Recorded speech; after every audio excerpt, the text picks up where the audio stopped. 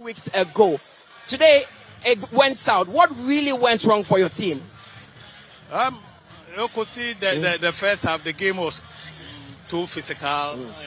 And for both teams, you could see, you couldn't even see the ball on the turf. It was an end-to-end stuff, which was not good for us. Yeah. So it was difficult to even create chance.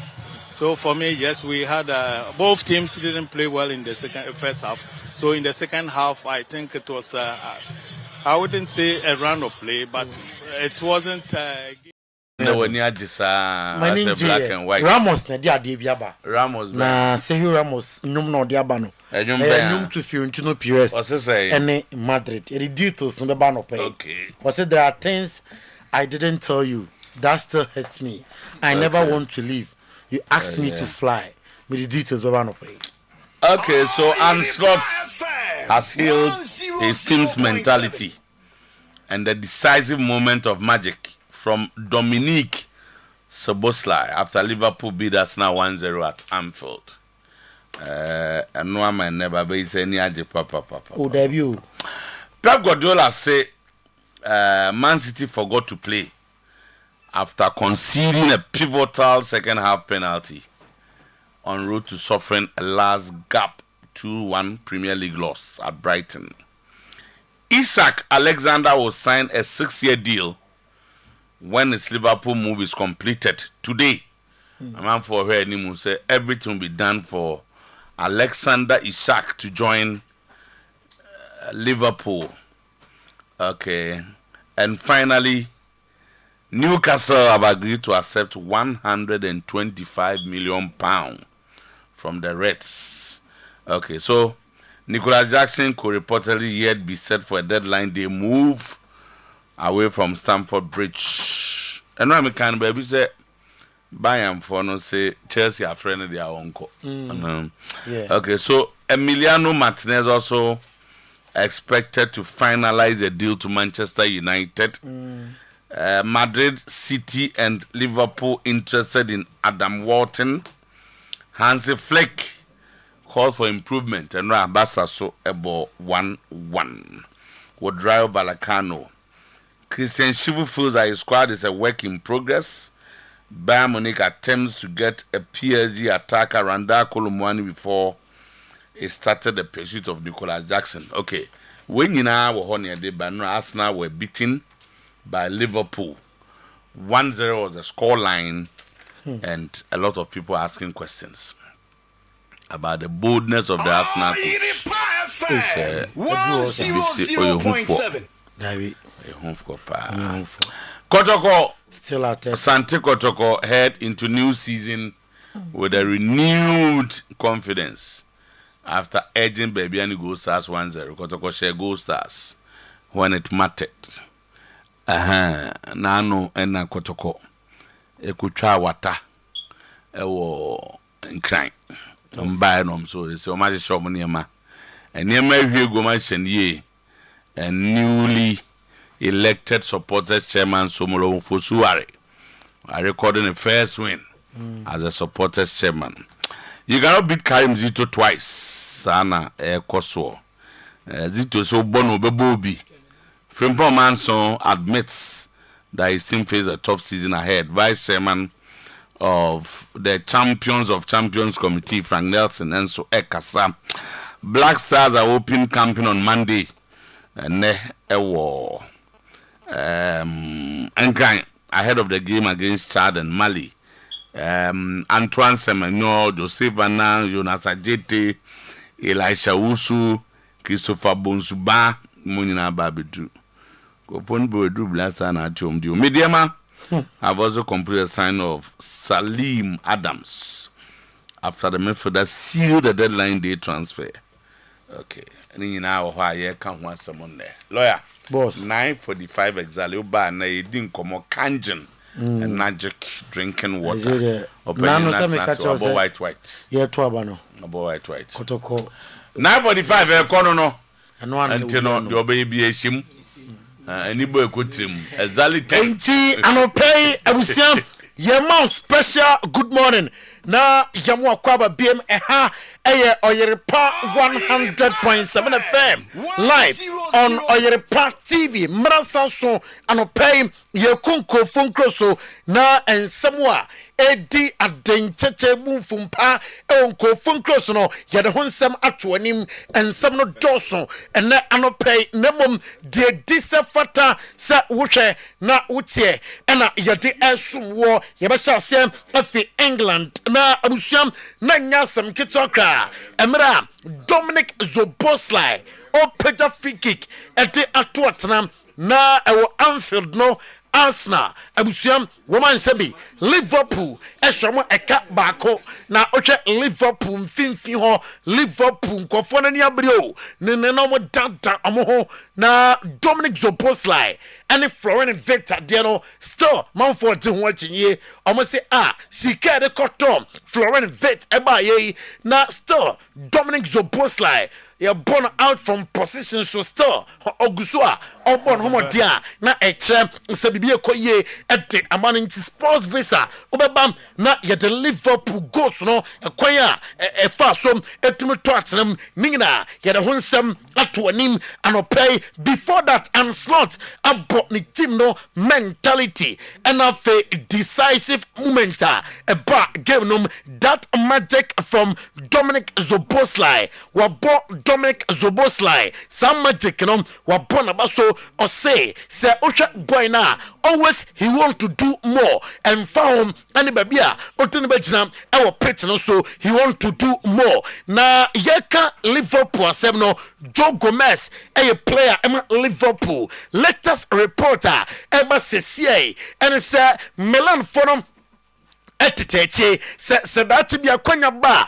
ombe forum na fe obe adwuma ede ama womom and your reporter eka mensano play on a transfer deadline day amhwa nim se sadio no ombetime awie na fe obe adwuma ede amatim na former Manchester United goalkeeper Peter Schmeichel ena edi etu Jose Ukraine ono onso daya wona brabom da se Liverpool po game na opesem Liverpool etim kunim nebom enode na opesem Liverpool etim etim kunim esanse ohwe tactical approach and slot ediko game ma na he's on top of Mikel Arteta and Peter Schmeichel ninsema odi etu jam now yanhwe kwa goal efa so ebaye emra free kick na Dominic Zoboslai golazo na ama Arsenal afona edin ewo Anfield na dede ewo Anfield Wirtz, Florian Wirtz, and Gakpo goes round the goalkeeper, but it's in anyway. Hugo Ekitike will see his goal chalked off for offside. Florian Wirtz, that's nice. This is Jones. Now Gakpo. He's going to have a go for goal. Comfortable save for David Raya. The floor is yours, Dominic. Everyone else has taken their leave. Soboslai's hit! Oh, yes! It is something very, very special from Dominic Soboslai. A quite sensational goal for Liverpool on a day that you felt it needed something like that to break down Arsenal. Well done, son. Liverpool 1, Arsenal 0. Yes, when I say Arsenal for them, I complain say Mikel Arteta crow who for Mikel Arteta say Aquano. Now that's not you. I was young Alexander Isak. Now sure now before that Nibusa Semi Mikel Arteta and slot Enzo Maresca. Why in the better English Premier League no?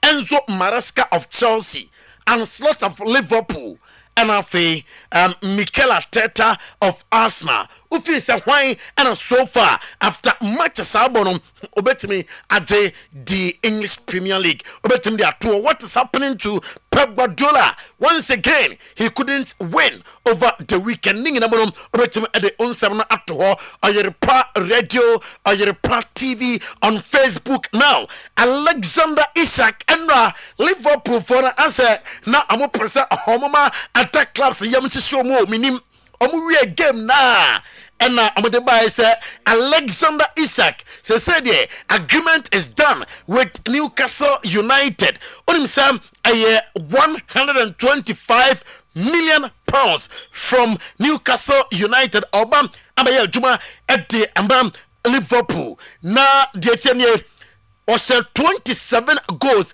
in 42 appearances at the Newcastle United last season. Oboye team eko at the corner nim na abusuam the tenye Virgil van Dijk at the atuja se usi akan na tire hoye anim hoya e say huko ekitika tire se obetime abo Liverpool no na se omosan at the be ka ho a na chese Liverpool ni abre ase afi Liverpool go beyond the English Premier League no and yes be a Premier League in kwa and a Liverpool person ultimate at Liverpool want to win the UEFA Champions League again and yes ma urana editu na munche video bi Arsenal for the video no Finland in Bremen ra say loyal transfer yimu ahwefo and we tiefo hu bi say enra yenya penalty mu sisi ama anya maye aha nti enie na ball na kwakobo Dominic Zobo mo se ball no bo Dominic Zobo slide nsa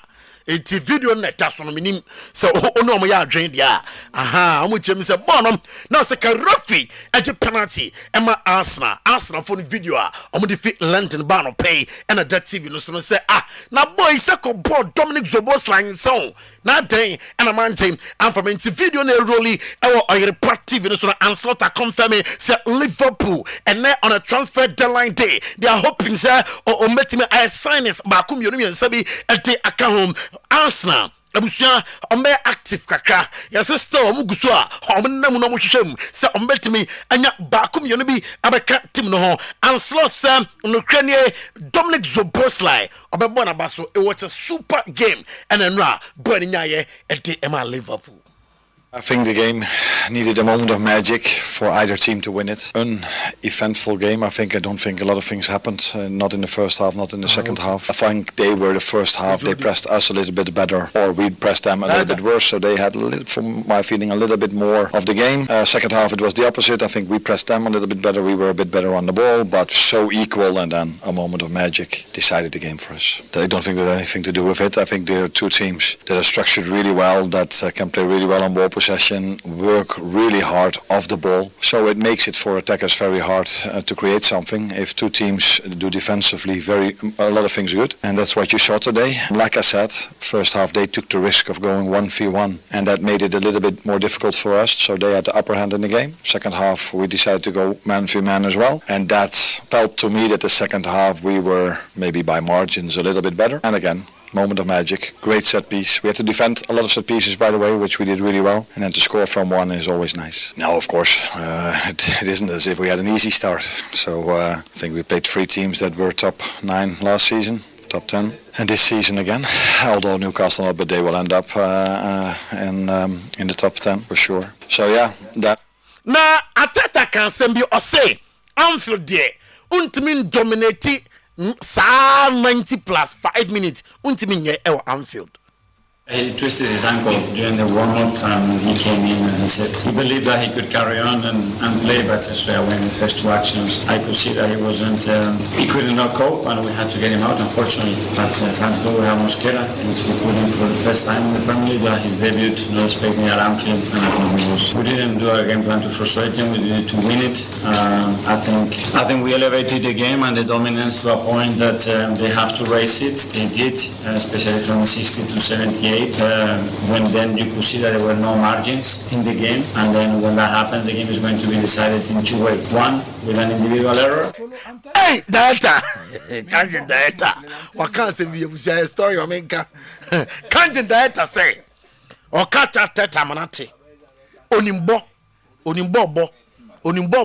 Chen Gabriel Martinelli. Or no Abeba. Nicholas Jackson, the meeting. Nicholas Jackson Abusian. Mete report to be say on a transfer deadline day. Obe decided. I said buying for this so team nisa baradia.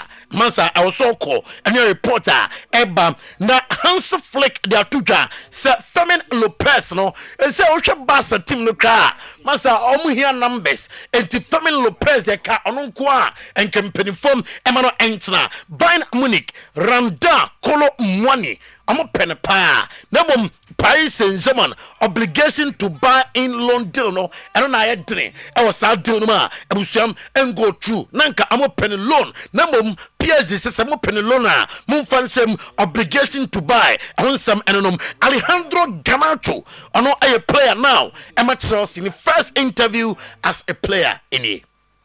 Yeah, it's incredible feeling to join this amazing club, so I can't wait to start playing. Yeah, I think it's a big step, you know. The situation of the club, I think, is a good step for me, for my career, so hopefully I'm gonna go well. With Chelsea as a youngster? I used to watch the Premier League when I was young, obviously Chelsea, because I like Manchester City agree with Donnarumma. Edison Beko akoya juma ama Galatasaray Sport Club Piesie at the initial 35 million euros plus 4 million euros. Eno Donnarumma ne die eno abusua mame fam tuka sa oko pep asuya osi no kranie the boys no enra na amomotembo e wo fem.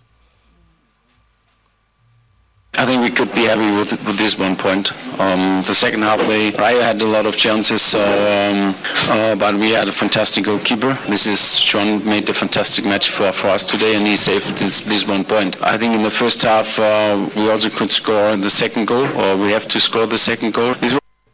Eti Manchester United amasuye when Rooney area to just before summer transfer window na emana we eneno I was say one top player obetime aboa ama United akon anim eno aye reporter ekutame enano pay Anthony so the deal is done. So the Saturday me catch us say obeko akoye juma ama Betis no abusuam ama agree akoye juma ama Betis now Emiliano Martinez aka ache Aston Villa for say ono de opese oye juma ema Manchester United on a transfer deadline day. Metma catch us here say Napoli for them anyabre na Napoli catch Manchester United say omuhia kobimenu e wo mumfimfi ho mame nko Spain na e wo Spain no say here Ramos edunum biaba bon obeba no aye ho adwuma edi amame anopay na enum no de aba no ase ekwan of aso fi Madrid no na koma enjo so kwanya Sergio Ramos faso efi Real Madrid no person otna Fiorentino Perez said there be na or say there are things I didn't tell you that still hurts me. Ya won sem bia mpese na me kache mo asansem na me pese me kache mo no esem no e ha me pa or say na ompese obefi club no. I never wanted to leave. You asked me to leave.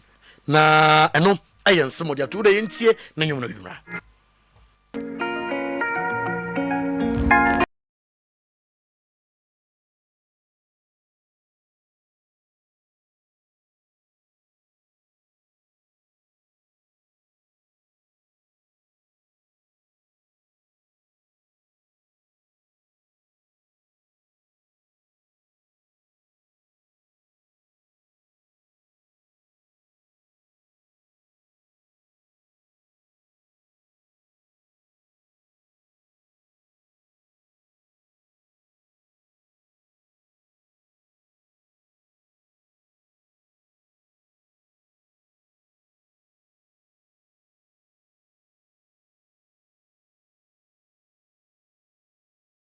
And I love you and I deserve to be here.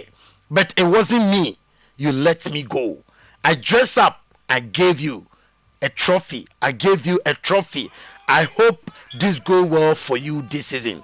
And in some P and I can time team young fucker can was no mona waka so nko nanya ne pen say obeko Chant Alexander Arnold Tabi Alonso say are you okay with performance or that na day Man City Madrid Liverpool na Adam Watson our Juma Emma Crystal Palace no report HS on a transfer deadline day amuti na chi na Danny Ceballos Fiorentino Perez on Kobe Bia obetna Tabi Alonso akasa afa winner omunyaye over Red Mayoka over the weekend yentie Japi Alonso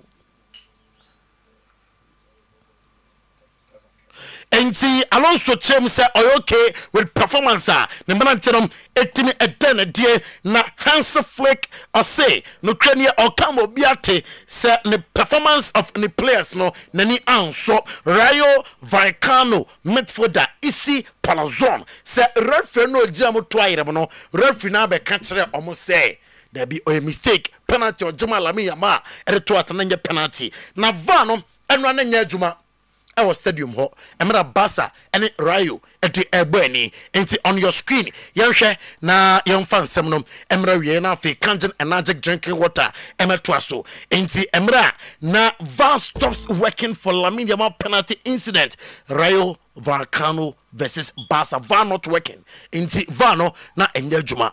Aha, inti ehonsem eno no na VAR no enye juma ewo ho. Inti ehonsem eno no sina ni team lack intensity na intensity of the team ewo fem eno aye Hans Flick. Now, ye betie ensemwa Tabi Alonso eritudwa emra womane mayoka eboy. Yes, that's the point, isn't it? The fourth official said it had to be an immediate action, and that was the referee's interpretation. My interpretation at the time was different, but, well, that third goal would have been important because it would have allowed us to manage the game differently. It stayed tight until the end. We tried, but it was his interpretation, and, well, he's the one in charge, and today...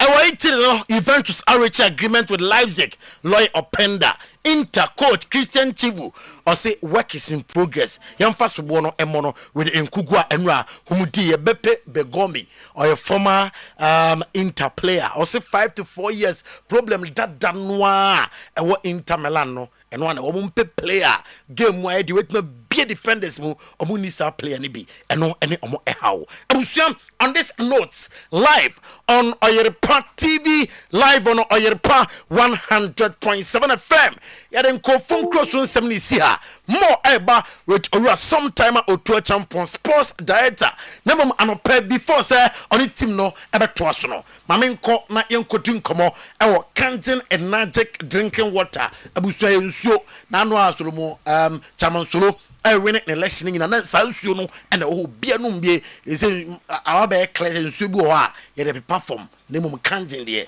ye nom ensu papa Kangen director wa ha onu na say Gabriel Martinelli onimbo papa ye obeka say osu onimbo eten Arsenal winger Gabriel Martinelli. Boss, good morning. Good morning. Say we are fine. I'm Adam. So ya de chen Gabriel. Yeah, de chen Gabriel. Okay, Mate. Wow, confirm we are story Cristiano pay. Wow, we are Arsenal. Now wow come as me say. Above division, second division, first. Above Bravo Accra. You ya de chen Gabriel. The story is we are de chen Gabriel Martinelli. Me bobo saying more than a to say ni made ko yi meka distance no so. Mato de mentio. Na say nyanu mjo baba o de Bremai Park. O story in the Matthias. Saturday anopa. NS crowd ha. NS bedi me dance here. Short. Yeah, twin. There be. Yeah, boss short marketers crowd and free pool. Na wo unu mbocha Gabriel. Every day be NS. Someone himself football chances and a time. Bible cracker. Say time and I be a chances. My uncle Kangen Energetic drinking water emrenye. Na de bia ye ba ye kasafa apomuden ho. Me started with Gabriel Martinelli story there. Martinelli issue there. Na che say apomuden physical exercise is very very important. Ye ba ye kasafa your water na ye kasafa exercise na fa ye kasafa diet.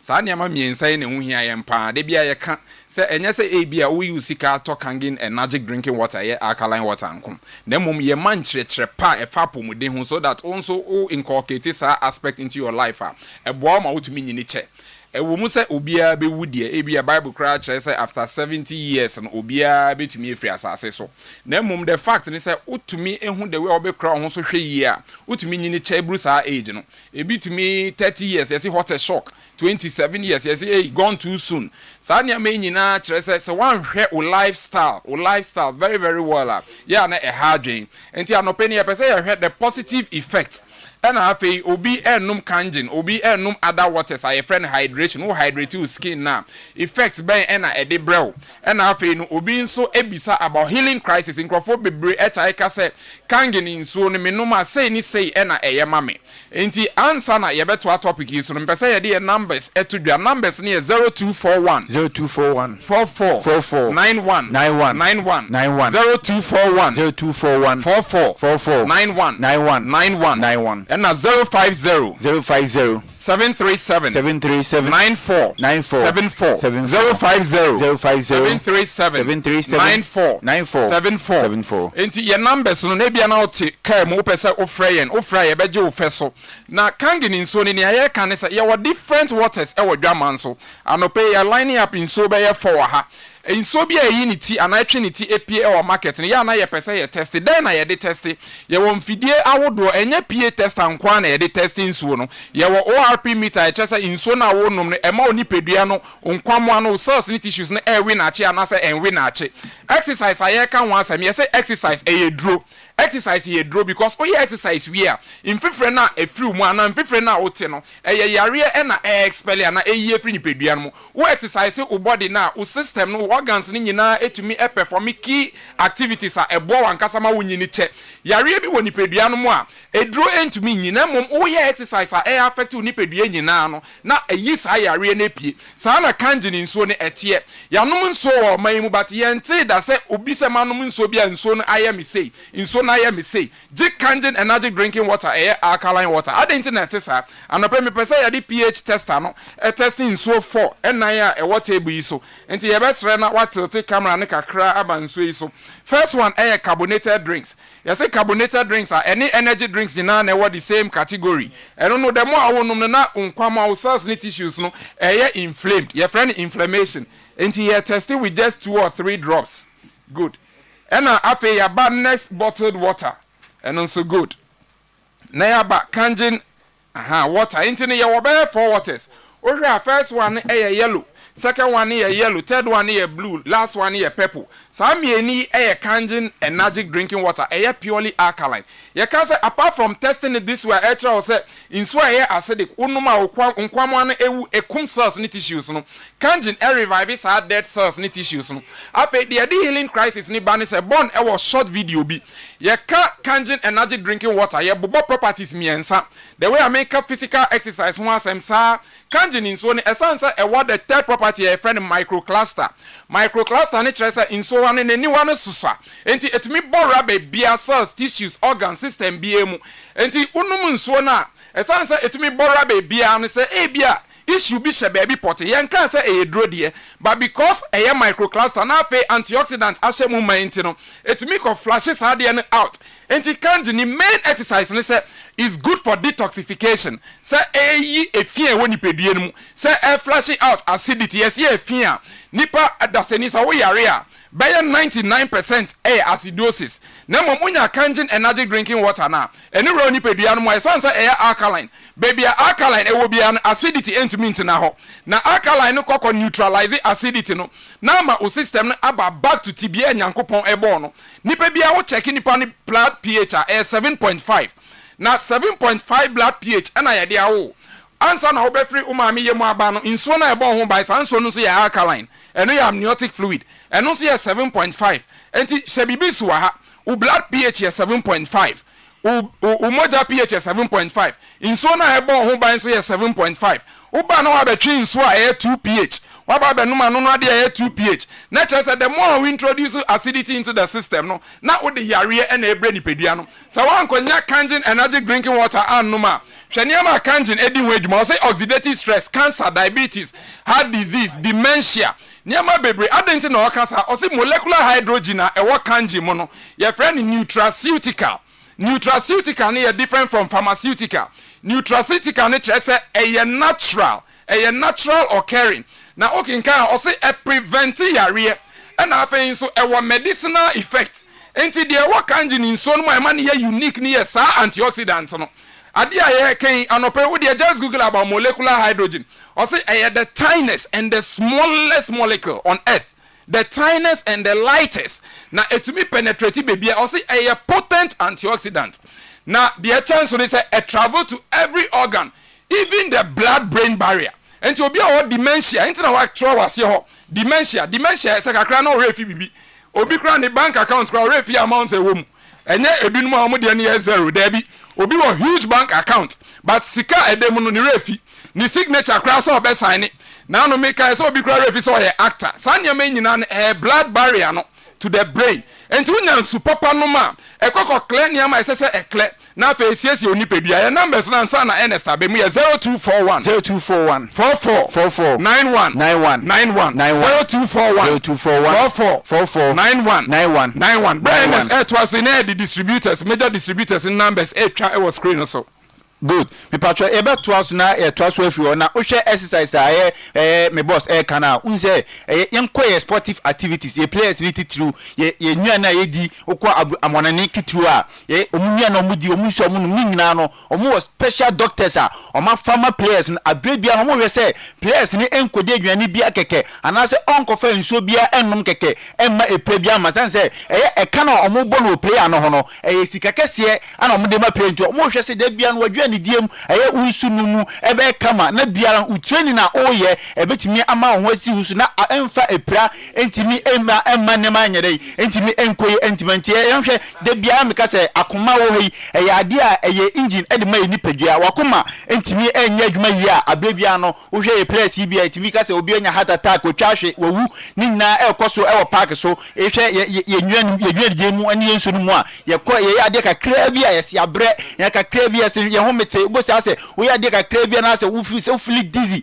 wo feel so nya crank wada eni ade ni nyina no yakomako ya na yesi adwuma nti se wakoma no entimi nya adwuma yi a emwa nti ni nyina se obenya nsu papa nya nsu obi akeke yenka se nsu a nsu ye nsu ne onsu nti pensu panom na embo akoma no na embo akoma no ho ban se be ya wuduma awudie wudwumadie no ko na ananimu no obetimi ay active always na ne nyina tima ko ya ade ama nti kanjen de ye kanfo mo obi biala onu so na wo tzew obi a timi enkoda bobira legend ya kasa efa healing crisis we be say healing crisis na se kire ne say me pese me use football e demonstrate healing crisis on say be wo abofre bi na okobobo na opra obefi on pese obeka nti eya na ekro nani ayete say ewu but emu na enwi na akwa ne de te da wo awofo no behu no afei na wonua nso hye papa na afei wo di mia na afei wa apply ointment ene droning wohwiam ne niam ebetumi ama edrone ewu ama ekro ne ewu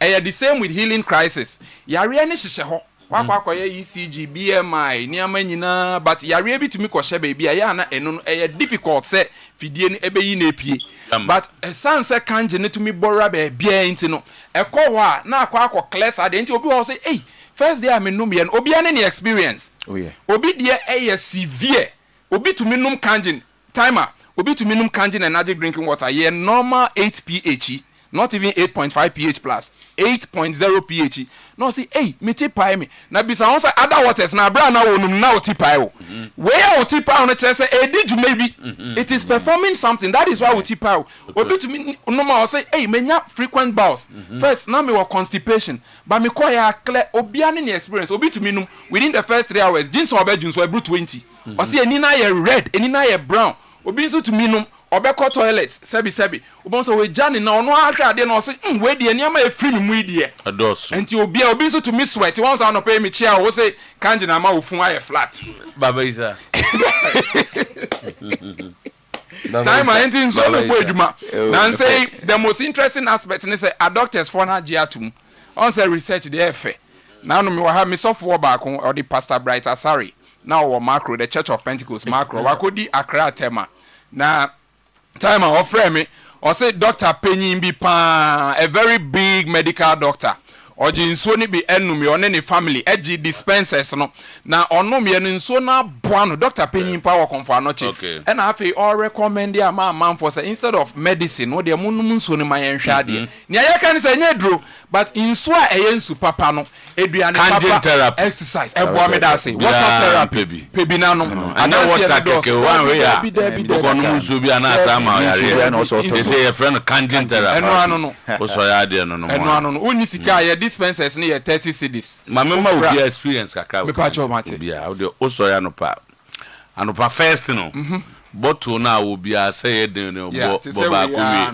na anopase se wa sorry akasa unya nkasa obi a wono me boy na wannom ma bobe 1 liter onum we out there fa compare other days no just compare obon say kanji no different sorry ya especially obu o sorry na no ho ye no style bi kakra no sorry I den no o de we kanji ba ko wa be kan no kre atre na mi sha mo kanji for mo boy juma Ghana damasi ye kanji amake be den ebi wo pakiki ebi nso wo Ashtown that's right and afi your main office e wo Bremen UGC that's right afi baby a ohia bi nso be nya hotel nansi omo ko fast fast Accra fonso tie friend Accra na ya na me pese me bomb numbers because e ya na nkrofo tie friend ya na o de eja solo mate me das minim solo we ni so explanations all man chese oye research se kanji adwuma na ye oya ehia se obewu ansa no akọ heaven pedagogy and pedagogical order no yes all right solo boss right Amen Scientific Hospital anopay stroke yade edunya awon nsem eyodadwene and afa chronic diseases yade kwankra wadi akira entumi enkono fabedan Amen Scientific Hospital na ebetu sa yade ni nyina ase edi ama yebe stroke afri ho yebe mo awo na afa yayi yade kwankro edi afri ni paduani mu de tene se o diagnostic machines a me ba cho oba yedu besi so na afri na yenya yade a how ni nyina na yade ni ba se kim ye onro aduonu 924 ayede bi be kana so anya wayaresa Amen Scientific Hospital me ba cho ye main branch no ewo atwema tachiman kwada so fon ase kwan so Ghana ha other branches ye bie ba bia enchi boga wa bibia ni Accra takrade tamale atebubu nkoko sunyane ho sahide biso ena fe ho nyina ye ho ye number no 0277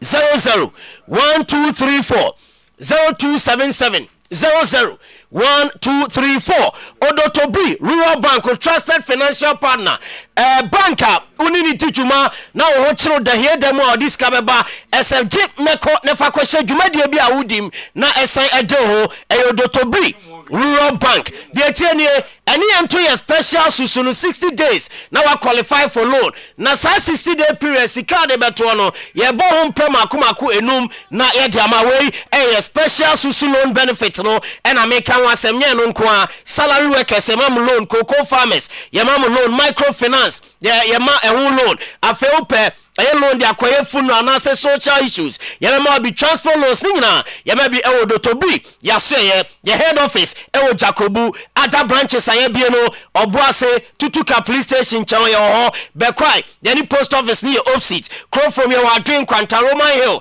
yani total filling station ni dia no hija me ba chani Victory Baptist Church enso dia no eboakwa your credit union dan mu Santasi runabout your La Vicus Hotel ben taxi ranko aswase yani market no edian we macro ye ben Goy filling station agrekenzema ye ben lorry station tafu 4 miles ye hona fe bantama so ye ni MTN office no edi enumhwe Odotobi ye number say di juma no 03220 91454 and 0243 710 784 a Promoting Herbal Clinic Dr. Sam no Dr. Sebra for any ade ni nyina bra na so ye glaucoma eye pressure cataract eye syphilis long and short sightedness obetu ase e dia ma ono ene be ma wani no ehu ade ye na ukwa onsanya ohaw bia ho biem na Dr. Senya ni ade no nko a oba obema be ma no apeja na brem no ama kwan ese kone no partner emfa enkodi enhyemu for Dr. Sam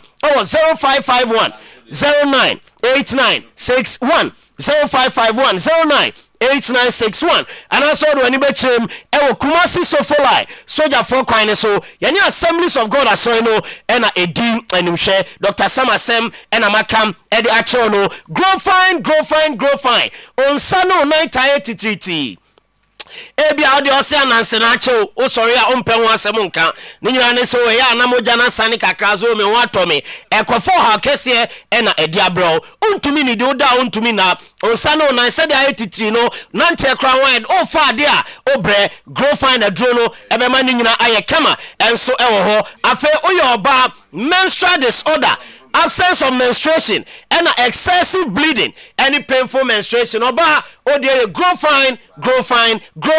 Ji grow fine adroni bi. Ewo baby e ton no bia. Ewo my Ghana mu anom. O pedodo eto a digital herbal clinic. Ewo Kumase Amakom roundabout. Me ba cho ye Bank of Africa. Your number 0244 596532 0244 596532. Knox Hotel eso se beda awo wa ma pie mu Asante man Kumase mu medam Knox Hotel na mo ba asumdwe ho ahoton ho ba bia bedidi nya problem ye ba no available ye ma free wifi afi your spacious car park ewo ho na face your space o your wedding we are o be reception no enso ewo ho furniture Knox Hotel ewo Asokwa Olam Street, few kilometers away from the Babayara Sports Stadium. And I will for 03220 24438 and 03220 24162. Edek SMBTS, low sperm count, waist pains,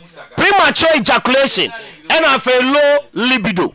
Bema de nyatinka eso no partner ebesia Edek SMBTS or no Sadrono ena ebeboa bema boadwuma wompem SMBTS eboa 0243 989 368 0201 044 221 Edek SMBTS upebiato baby eto no mamu ha ABA Herbal Center so for rasta no so for say o ma wadro fogu aduane mudi enkwan koko tea enso crowd e fabi gum udi wie pe ewrantini ni mo na bowra wani entini ne so na tiwani ni so nyina wan e di amount so for tase so ba no ma na adro ni bia eni yade one ne tonkwanta one no airpie liver any kidney yade prostate yade nina oye ewo adwuma ewo na so ye kwada so dwena se me ba cho main market e kire onuma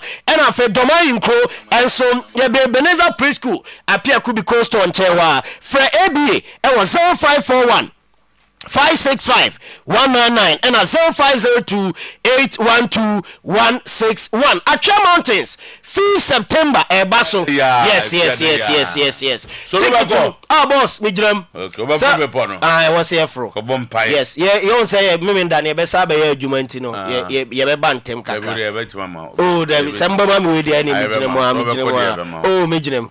A pictorial video evidence be bantino asembia ni ho ticket ni 150 cedis enti for number we are now say for mo ni fa so enya ticket o ka say ticket na is a ticket card ni ani ha bia okay yes ko we attach 150 number ni 0554 449 595 0554 449 595 na onso wabeka empaibo no ho ewo atwea Mountains boss still na edan no yeguso a edum bosen ampame bantima Abrepo Junction Asokwa Stadium ena Amakom o dan ho na o de ma ha na pobi amana tenemu a me ba cho friend number we na nipa kro no bedi nkomo na waba na one wabe yen hyehye na atua sika age dan no number ne 0557 255 542 0557 255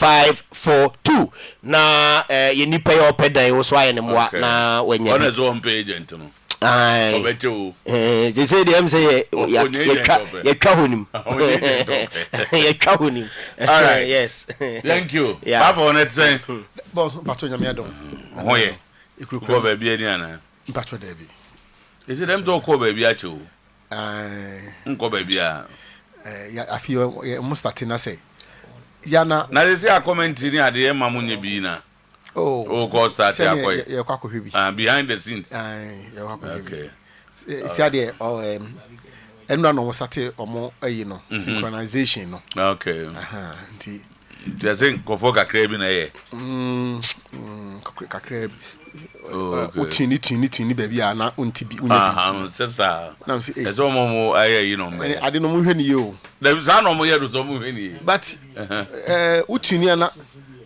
ana obre and on person obre ukoto ha ya anye ukoto ha ya anye person obre Zach akaba yankwa ja interesting me say the jebo Mzoto. 97. Okay, I'm about to you. Breaking news one say Liverpool is now spam Erik ten Hag. Almost that season. After 2 almost that season. I don't want to lose in Yana. Not team non players in Yanako. Omo losing in Yana. Omo tina fi first match. Olidi or she first goal no Otama with 2-1. And na no so. Olidi 3-1 and Yama away home team ni red card. And no more Matimani 3-3. No Balibaku on players in every hole. I don't matter. This is in the almost spending than any other team in the Bundesliga. But they've also offloaded more, like Bibrico. And I mean, Bibrico. 6 key regular players are not with the team. 8. Send also Munyabutre. No, it was upon Omoko by Yatamo. But Omo you be no my Atamo. Because Omo Omaton. Anyway, Ten Hag. Because any team now. Any players are to bench and pony the outer man of the two. All right. So the latest one, Hincap, you know, at the same. And now, after game, now, oh, we have goodbyes and all. And they will seal it today. Yeah, interesting. The defenders, they be here competition. Breaking news, one say, he has been, Ten Hag has been sacked. Oh, yeah. I mean, I just say argument, and not just the 2 games. So usually, I'm in some see off. Because weighing enough for you to be sacked. Maybe at the board level, no insisting on certain things. We have to draw anyway. There's even Fenyedi. Seneca coach be anyway. Maybe I'm more so tell you the performance is a. I'm so lead 3-1 here, betty. So I'm not a lead. And I'm with your man a record. When they say and they encounter what a Bremen. You are leading 3-1, and I'm with the Bremen red card. And a Bremen betty can am 3-3. And you see, the argument is that time now. What a Bremen record. I feel no more body. Mon coffin. Then you coach. Not players in there on your back. Little football, we have to be general. I, Mijina, baby, there are certain things that you can't attribute to coach, but and the Upo Sano, they do, or is he a coach? Because some of the things that happen on the field of play. Over there, I could blame coach. It's true. But here we are because on the coach team in Jino. Yes, on Yadi. And so something that I have to. Yes, yes. Ten Hag. Says I'm the Juma better than England. Oh, to be over Saba. England, I mean, yes, a bedding for. It's too early. So far, within 1 week in the former United coach me and so on. One. Social Ten Hag Morino. Only auntie. Oh me, so within 1 week. Oh, we have a far transition. I just say, but you coach at the end just on you. Because I did will be in it, but elsewhere they will allow you to stay. And the Mamma Fernon. But the weekend, you share a lot of interesting games, and England might have some very, very interesting results and performances from clubs in England. Now, so you start on Saturday. United Ebo against Burnley. Now, born by the way, and United they win by 3-2. So say, what means they have been very consistent about this United team. Say, performance-wise, and the reason why the board have a lot of trust in Ruben Amorim, and to share the noise about sacking, and you're inside the club, outside. Those I say about how if you're outside, never feel. No, it's sanity, but for now the outside noise, no. And most of them now say the newspapers and the stations, at least United will sell. So I said they have to get the stories, and to get those stories never sell over person. But oh, find a modern here. And what the team has done now, baby, I'm say they are just good results away from stabilizing the situation at United. No, so more no graphic now, my dividing into 4 no, therefore no na yanya WCC 1 my graphic no. You will see say so if you pick that graphic, now offer in terms of shots on target, expected goals, touches in the opposition box, and big chances created, you will see something unique about this United team after 3 games in the Premier League. So over expected goals, that's teams after 3 games, big chances and what created expected goals, where the big chances and commercial. Chelsea and first from expected goals of 6.70, almost 7 out of it. Second, United from expected of 7.60, almost 4. Then Bournemouth from 4.0 as a 4. Now what this table tells the story that I can say over Chelsea from 6.70 was a 7. I just say why see the expectation. But for United the end total from 6.70 was a 4. It just say even though they are creating those big chances, they are not scoring. Then you come to the other side, shots on target per match. So offer shots on target per match, I'm so too. Liverpool leads shots on target per match. That is 7. 7, I'm so too. The conversion rate of Liverpool, 7 on target, 29.2%. Chelsea 5.30. Conversion rate 15.9%. Then Manchester United 5.30 that year, no conversion rate 6.9. So Roman goes almost second. Yes, because so if they were converting the chances. So to the conversion rate, no. So look at how it has dropped as compared to the others, no. Then you come big chances in the Premier League this season. Chelsea will give you 12, Bournemouth 8, Everton 6, Sunderland 6, United 6. But over that table, United ended the last in terms of big chances in there. Watch it on watch a 4. But over Chelsea, they are now 12 from watch 7. Bournemouth actually 4. Everton actually 5. Sunderland actually 5.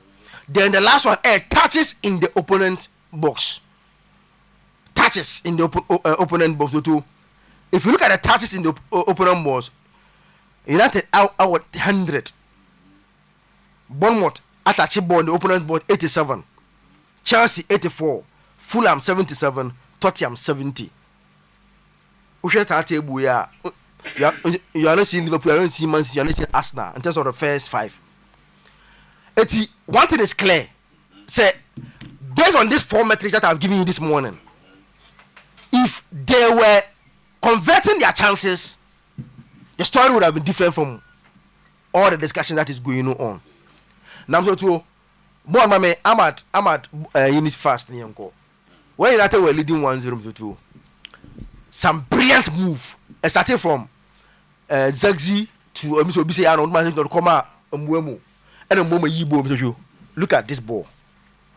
Adibole yabo 49 minutes. Additional time come back 49 minutes. Ball near 1-0. Ball obofa wim. Ball ambo and targeting ball. And way young counting on target and yeshe wa ball for wim. And you see at 2-0 you are comfortable and at least to play your football that you want to play. On Saturday, first half, the chances that team Niketia almost any and when you know, people say blame the system. The system has given them all these numbers that are made up and pay. The system is not a problem. The system is creating a lot of chances, but I'm sure say if they are able to convert those chances, so to all the noise around the team, you know, will end. It was a hard fought win.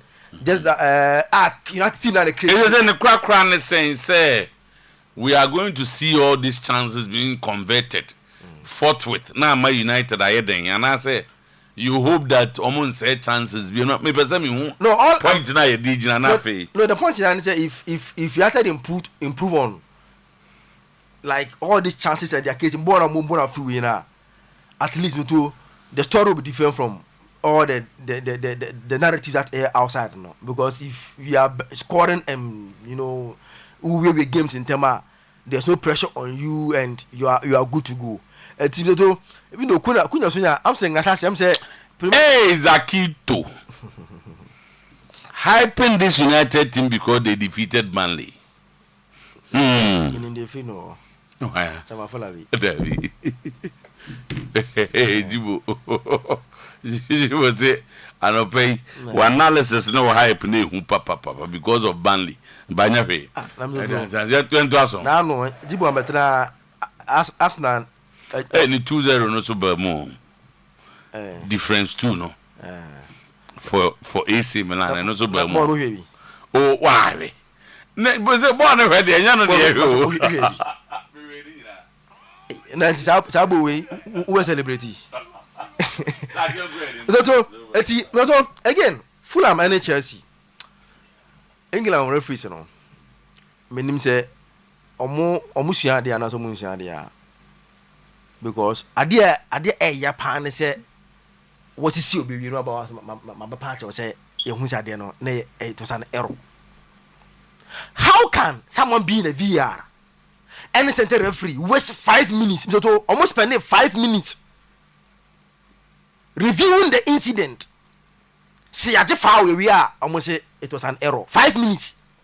We waste people's 5 minutes there now about say an error.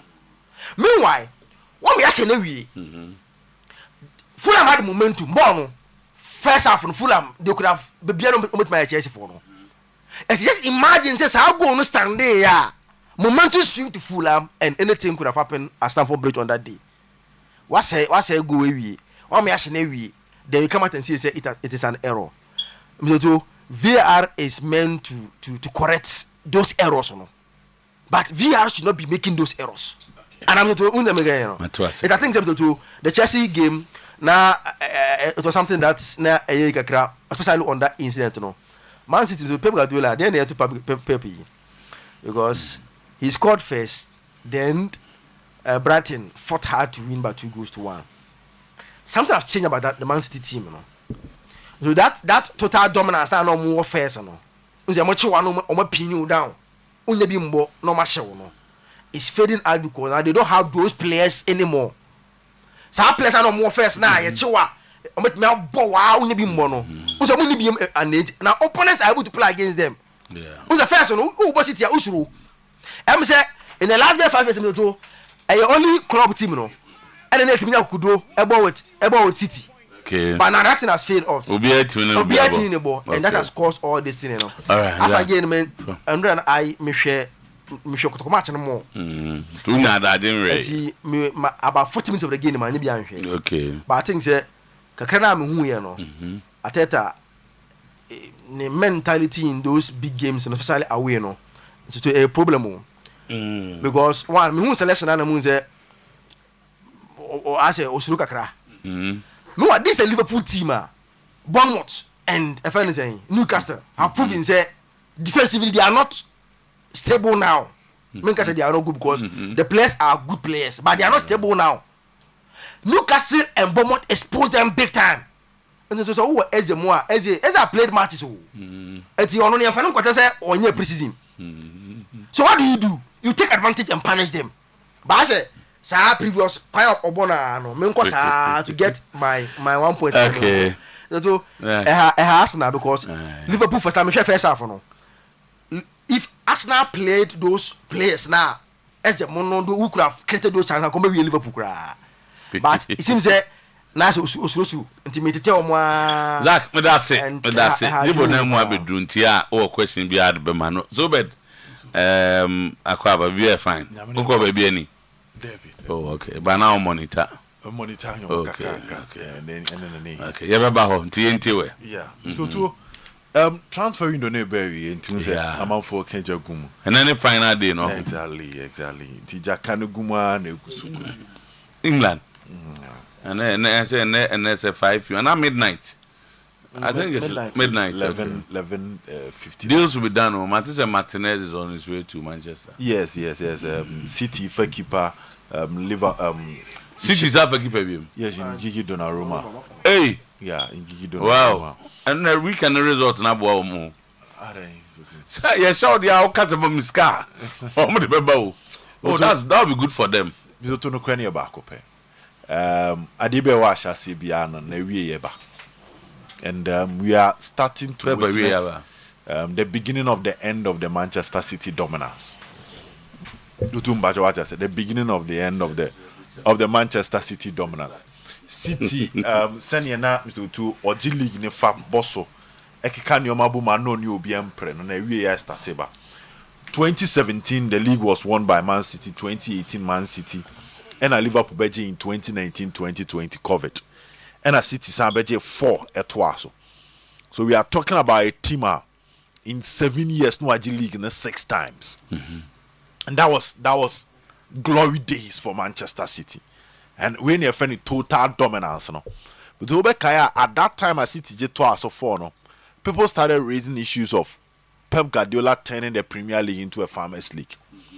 And based on that performance, now they classify Farmers League and one another Pep Guardiola. You see Bundesliga and a Farmers League because you will get a Bayern Munich winning it back to back to back. And Chelsea winning it, no be man compete with him. But you be no aje. We're saying during 7 p.m. when I say Ghana. So I think it's 6 p.m. UK. Yeah, okay. But now we share a year obit say French Liga. We're saying the same thing about PSG. Time and not Juve, Ejira and Arsenal. We're saying the same thing about the Italian league. But not the end be a convincing was a Premier League nedia. Title on edge and heading. Yo, in some of these years, so many teams any city a stretch, but the bottom line is City won it. I don't think we'll be seeing that kind of dominance, no. And Sarah Pep Guardiola no. Now his ending at City is coming up. Clearly, he's trying, but he's not getting answers to it. And any idea has sitting. Opinion na famudie, but unya answers to how now we face, and that is the big problem for Manchester City. Financially, say our teams with dominance start to say fedia. Ubeshemuno. Na club na get complacent and they don't make the best of signings to support the project and manager. But that is not an excuse for Manchester City. Because in the last 1 year, City has splashed enough cash to build the Pep Guardiola team for him. Anka ne yebeka say transition and come in year party amano. Omo for keeper, omo for centre backs, omo for midfielders, omo for strikers. But a coach of Pep Guardiola. But if you watch Manchester City and you watch the decliner, the weakness of Pep Guardiola at this time around amplify. I can't hold from the beginning of his career all the way from Clubber, Barcelona to Bayern Munich to Manchester City. And I feel more because at Barcelona there were times Obekai Fernando Torres. Any Barca, sa high line defensive system na last minute Chelsea the shop. Ebiatono. Obe PM or Bayern Munich. But he played the semi-finals on 3 different occasions with Madrid, with Atletico Madrid and Barcelona. Then you Mr. to lose. Now born. No to any you may born and come back. This particular video, this particular video leading to the second goal no. Market Webi. Guardiola no. The name say anyhow kesiye pa na say most of the time his defense will move far away from the goalkeeper. Then so when you counter attacker, you take that and use it to punish Manchester City. So to share the second goal Brighton share. What you realize that Kabegi say a opportunity bina abona koto City for that no. It was just one pass from Brighton's defense and a City back no yehu yana can pass 3 penalty. And Brighton had that opportunity to put the ball at the back of Manchester City net. So born to me Brighton for a second goal now. And so I sit in this Spurs game now too. So I check here. About a similar incident to Manchester City. So today is the ball. So born pause what has here. Look at the counter attack. So call back a Krobea. Born if Rachel on the buy. And it was a 50-50 which was headed. Into born if Rachel Oban. Now City got 3 players which to look at this. The weakness of Pep Guardiola's team.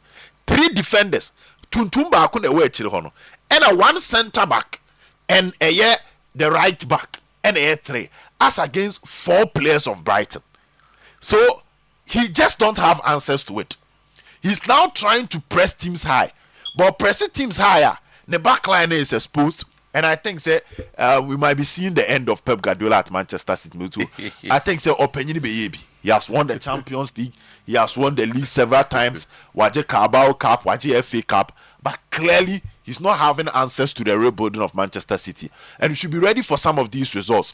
Also last week Oluzu 2-0 to Spurs. And Oko check goals now Spurs the shed na. E say Ebi. Your Botunechi, he'll be chasing shadows and his defense is left exposed. So I think say Adebia Washa Sebia Wori, and that is the story of coach friend Pep Guardiola at Manchester City. And that's why a bad coach. Just that say what they know the City team numa.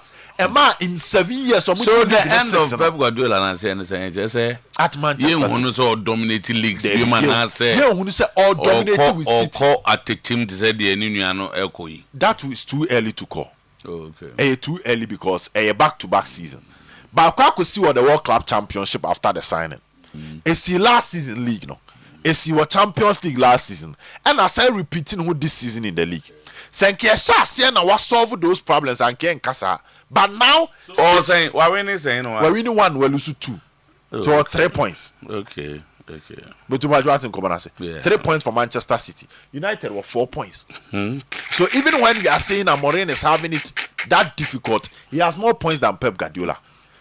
And that is the story that we are trying to see. It's quite unfortunate, but that's City for you. Moto, yeah, try and come on also. Amorim to Pep. Oh yes, he has more points than Pep Guardiola. Wow. That is the story for now in the English Premier League. Inti, you better send your Pep but to us why anyoma. But Moto, Omni City, United ni City. Okay, anyway, it's hard. You better send your money back on the amount. But Moto, Fenerbahce Apamu Jose, Ten Hag's ready. Besiktas so eja Ole Kwan, and Eric Ten Hag and Nano Peya Moto. I think say. Among all these coaches, no, Ten Hag, to me looks a bit harsh. Yeah. I said, me when they say Leverkusen for not from home term, because clearly they've collapsed their project. But Leverkusen project, Oma crashing from head to toe. Yes, we about 2 matches, conceding 5 goals, and on share them put up any performance. But Omoton Jonathan Tah, Omoton Jeremy Frimpong. Omoton for and with Emmanuel Coy. Omoton Gane Xhaka. And Alonso Nankasa Sokoy.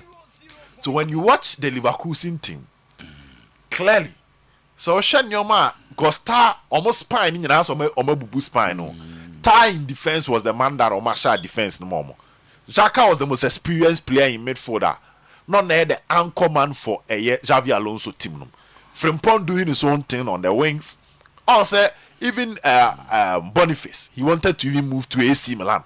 And your man Amfamano. Then Ubenyo be floor and wait me to in the attacking zone, he was setting the tempo. It's a matons our players when you are coach for Fraba. Menya sure so between instant resource as soon as possible. At least you should give them time, or you should give the coach time for him to build for teams to move forward. They had any assembly to some of the matches. I will take a lead. I think say last week they say now a 3-1 and a 3 against Werder Bremen. But clearly, if you lose this number of players, any manager be a fan be so many time for him to build the team to move forward. Now, and only one thing that I'm a bit surprised to Yamba Alonso Abaso. He considered first goal against Mallorca, but he find his way of coming back to win. So far, there are still question marks with the Madrid team, no. But the most important thing is Madrid Ubenya wasum Jai Wajuma and so winning matches more. And that is what Alonso is doing. The total game ni nyambai. The Alonso born in team here. But even in that process, the team is getting the win. Now look at how as gradually he's getting the best out of Vinicius. Other Gulakra, they don't hear any introduction. So the 2-1 win was a good one. Ebe Cambo the Nets. Commanded ball, draw and also Lucia. Because that is where questions about the Alonso system will start coming in. But a young manager, you need a good start, and that is what Alonso ate me here. And my club, a friend, Real Madrid, so too. Mami ma asana. Yeah, we encourage boy. Moto, TB. And you're too late.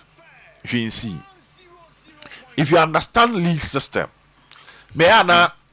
I'm for anti-football. For someone who is a believer of Jose Mourinho game, I don't know minimum idea for anti-football. What I know is results. In the house now, United. Now United for one case or more good food. When I was like, no, it's about results. Arsenal ain't results, no. But people must understand the approach of Arteta. Liverpool is the defending champions. They've made enough signing. So today, Mr. Nawaha. Now me say a better cheese about the Arsenal. But the first signings are clubs in Naya. The is about the count and ma Arteta excuses beam. But no chance all of a sudden Arsenal need the best team in terms of squad.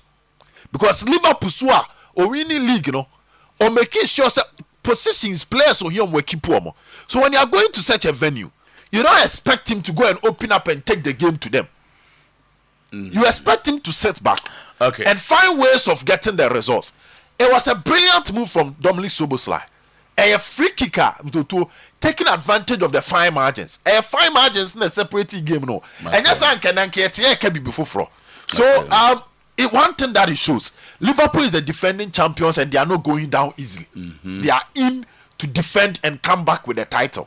But Arsenal will need to go the extra mile in terms of winning. But nothing bad has happened. I'm okay with the approach. I'm okay with the results. Of course, me too. They made the kind they will 2-0 margin. Number Abasubium.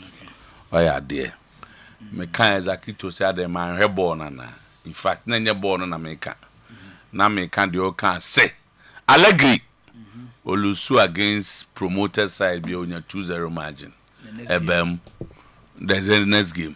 Nti ano de ehye give him the man me hwe na man go he Allegri team obeza Allegri team bobo te se Guardiola enyi nti oye Milan fan anazo oye football fan ade na ezo correct Allegri team obeza Allegri team bobo te se bia Guardiola na sa ni slot nti man expect say similar nobody efe what is most important to him is results and I am part of him throughout the coaching career to no dey me am tie me go he Milan match am ni dey say the Milan be bobo so tell me jana say ba Milan so that como players o omo ba no ma change na ya ba America ni nyina na nse na e bit tinchen omo ba o se lia omo nyina ba se nkuku mu nyina ba nkuku mu nyina be ka ho ani mo be hu de nya butre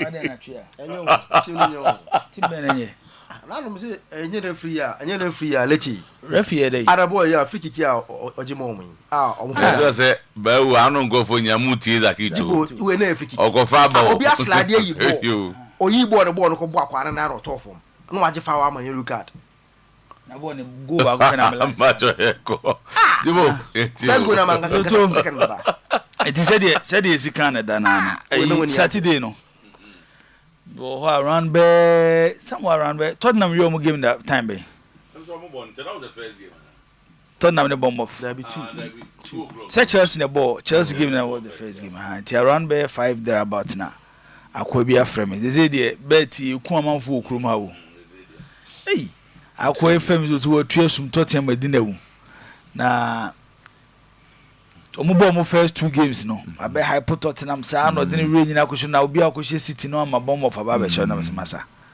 the ball no say the musi hwe no the fache me Saturday mama onim so there's something about records which equal with history I will be a football fan biano men to sa de nkone and it's even part of our life so tell me chana say enti nipa da sani bia wote asase su bia mzuto onyoma woye twam no you build on it and na guide you so tell me say it be do stage bi obo otimi ka say be 10 years ago mzuto metena aka mu se me konkran ekwan mu ena se bi ekonya nkwanhia obo se wo fa date no 10 years bi amzuto e be sad moment in his life obo also so a that same 10 years no BBC when abrabo ma change man no enti do obo se anytime bia sa period ne besu bia no mzuto obo se ade foforo e ba na abrabo ma e di nhira na ebre no oni ma de ba ko about Tottenham Spain mzuto since 2023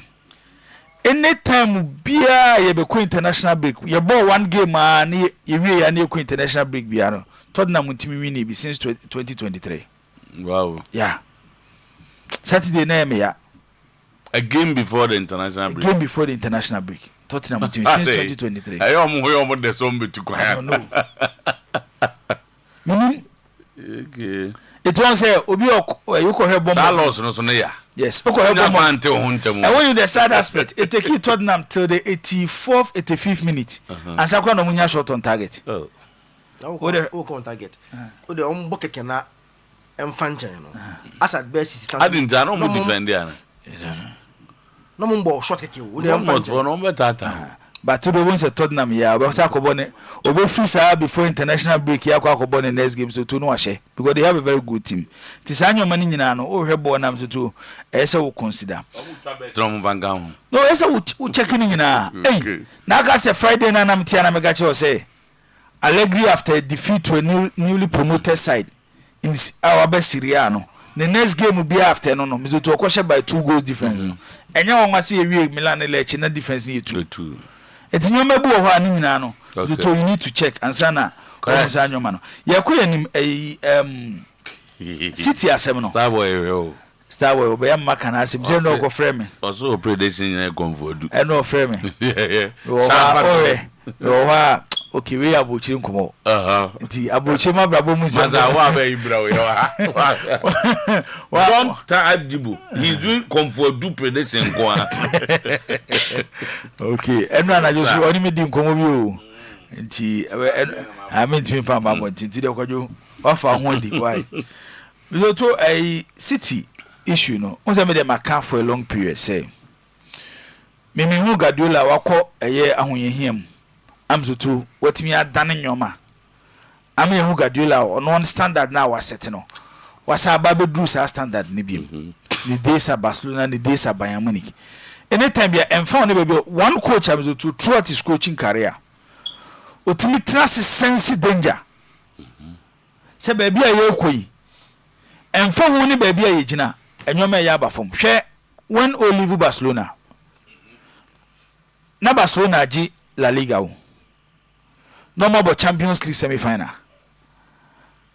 Guardiola say, time at Chelsea you omu free mono, omu dressing room no.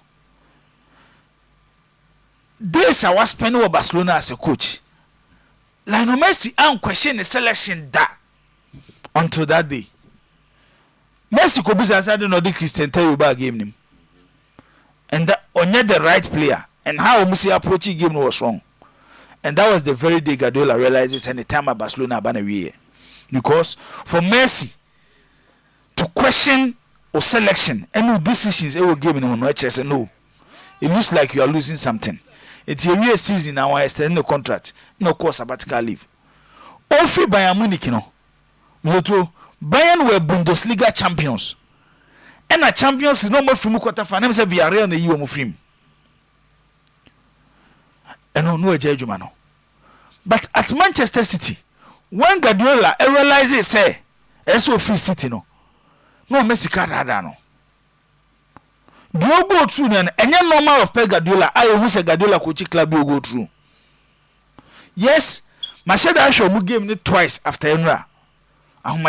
You know. There are issues you can discuss, but we are no busa say na Guardiola bet me adane no. Why be there? Answer obenya wo timi you know. Who say team here disjointed kakra. Especially from their midfield to the attack. And then the lead the other so far now the other no when they are connecting their midfield play to the attack 8 January Riders.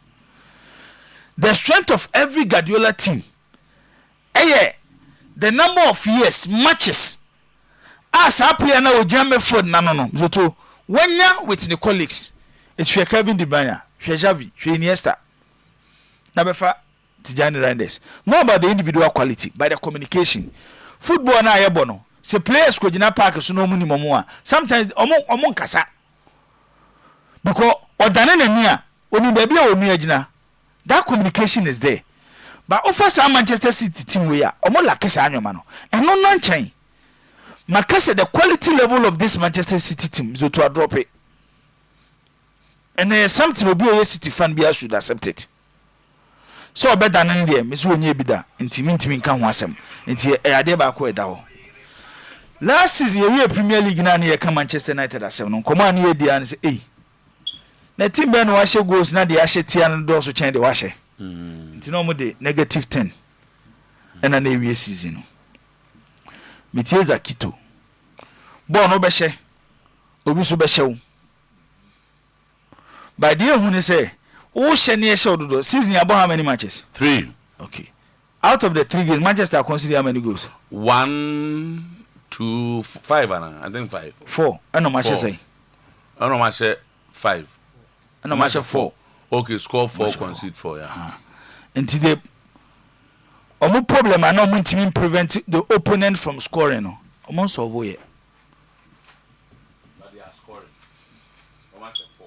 Eye Burnley o. No, so to Eye Burnley. Premier League. Tie Eye Burnley. I think they beat Everton and I beat. Eye Burnley. Eye Burnley. Ma me ma Burnley 2 goals no. Na fa kwhwe Manchester ne Fulham. Ye Smith Rowe goal no. The share Burnley for goal is it Tyler? Okay. Ko Tyler goal na Smith Rowe goal no. Carbon copy. Same. How would we finding space? Team about 3 back no finding space in teams about 3 back no. It's very difficult. But because from their midfield to their defense, Makasa they say the defense need protection. And the team say defense need protection. And from one of the quality of defenders are what they be exposed to. Second goal ni dey na buy. From set piece. Omne Arsenal Williams to dey na buy. From set piece. Enya Manchester problem you know. Ka work and control ball. Obasano na Zakito catch na no say. But for those set pieces. Untimi nche omo. That can anya sa na wo kano. No just say nya set piece na. Errors no. It was another error. Point pass from Bruno Fernandes. Inti mizoto asama ye kan kwesi ya ne say. Team ni nyai so my opponent meba. Okay. They didn't expose any defense. First goal ni dey ne see. First goal ni dey see. Asama ye kan nyina ne say. The level of the Manchester United midfield cannot compete at the highest level in the Premier League. To put the team in top 4. It's simple. Who share your show? 3 matches. Zoto, who share your show? Midfield not dominated 3 matches. Mama dominated 3 matches. How do you analyze so be a dominating game? And it's what Kuta Bondo do. And it's what Kuta Bondo. Now so be me defend it. Who possess a ball? So what you born no finding an easy way to pass through your midfield. Now we defended very well against you. Now we went to me as no Kwashawa. Who has dominated the game? It's Yenya betre so to the world because coach Yobai when you say game on Bono anyway was in the 5th game our winning the Premier League at Old Trafford. 5 matches. Yeah, we're winning. We in the buy in the Tosunum. You know. The real test will come after the international break until the end of. It's all my bad saying 9th. United and 9th. So to Emre Daniel, Emre Sisa, and Tiana Zakito. Matres them say Anyamba so. They've confirmed Royal Antio boy and Ebabe Medical. And she MC 21 million euros. Oh, okay. Don't be number 1. I don't know. My name there but. Say but for that, say yes, he transfer in here. I think he's going to be the number 1. Number 3. Okay. But you were going me share then time on share Liverpool ne Arsenal game no. Okay. It's here for fanchame. It will be very hard for me to analyze the game because me here but me try say you then I'll talk about Arsenal and Liverpool ni be am yad much. La Liga kakra bi Barcelona team no too. Omne Rayo Vallecano no too. Vallecano had a very good season based on their standard last season. They placed 8th in the Spanish La Liga on the Spanish La Liga log. Marche Barcelona, since a Hansi Flick, it take you over. But if there's one opponent, what caused Barcelona problem under Hansi Flick and Rayo Vallecano? Not only this season, even last season. And I mean, so he gave me very well. Yes, they might not be a good attacking side, but me who team am so too. All press Barcelona. Emma Barcelona game looks confused. And the difference between Barcelona and Rayo Vallecano game now here and say Barcelona Jesse. So no mushe Jesse bia. Almost Jesse bia will be any man can say Barcelona. And that penalty, which to me was not a penalty, but the sad aspect is say time na penalty ni see no na VR na stop it. I'm say after be na enye adwuma I stop it. Spain. Eti referee me any opportunity to go and watch it again. Go be protest. Yes, the general referee decision na no what taking no. Ebianka VR betimi intervene and the general referee decision no. Ya onyoma kakra bi esi wo game which means to men discuss kakra bi. Barcelona had a very good goalkeeper, and they were able to get that draw against Vallecano because of Juan Garcia, Almoton from Espanyol. Very good goalkeeper, very commanding. And on chain, the parent of Christensen and Eric Garcia. Yes, defensively, Christensen is good. Garcia started season on the first 2 games. No boy as right back. Before saying no, Kunde Babefa the right back position. But there is something about Kubasi. Any Inigo Martinez or Mujana call Saudi Arabia. Barcelona game is centered around their ball possession, especially when they want to beat the press from the back. And in Kubasi, any Inigo Martinez no man call these are proper builders from the back. Omoni kwaya faso build the ball ni free actually. But in Christensen, any Eric Garcia, omonti so mumienu. It's one area na Barcelona short area when it comes to their ball possession. How Barcelona person mobile, no central defense no. Then they are method. And Adeba Kusua shows say if you are able to limit the runs and the dribbles of Lamine Yamal, who put Barcelona in a big problem. Okay. Hansi Flick no. So you need to find solutions to that because coach Biano season be a successful. We are for sure that to analyze your team and how they will play against you. In the Serie A, there I'm saying Inter Milan a shock of the weekend. Etina sema efima aye Udine be shown by 2-1. Ebesi the Ebesi ni say Christian Kivu is different from Simeone Inzaghi. Even when Simeone Inzaghi took over from Antonio Conte, Unyasa challenge CB. But they ba kwebe bo say chunk of the players now recent years or mama entire successful they are there. It's who your coach kura na okwa so once sound system because players na bom ho ache no muni momo ho no players na kura timi find a way nya results them out. So far with the nurses so am to they are one of the sides are physically they are very strong and are passing through their defense and now had the last 10 minutes pressure Inter Milan the momo. Teams do say and a bit standing that pressure. But one strength of the Udinese team is the way how they defend. And I'm winning by 2-1 against Inter Milan. San Siro. Juve Suko share Genoa 1-0.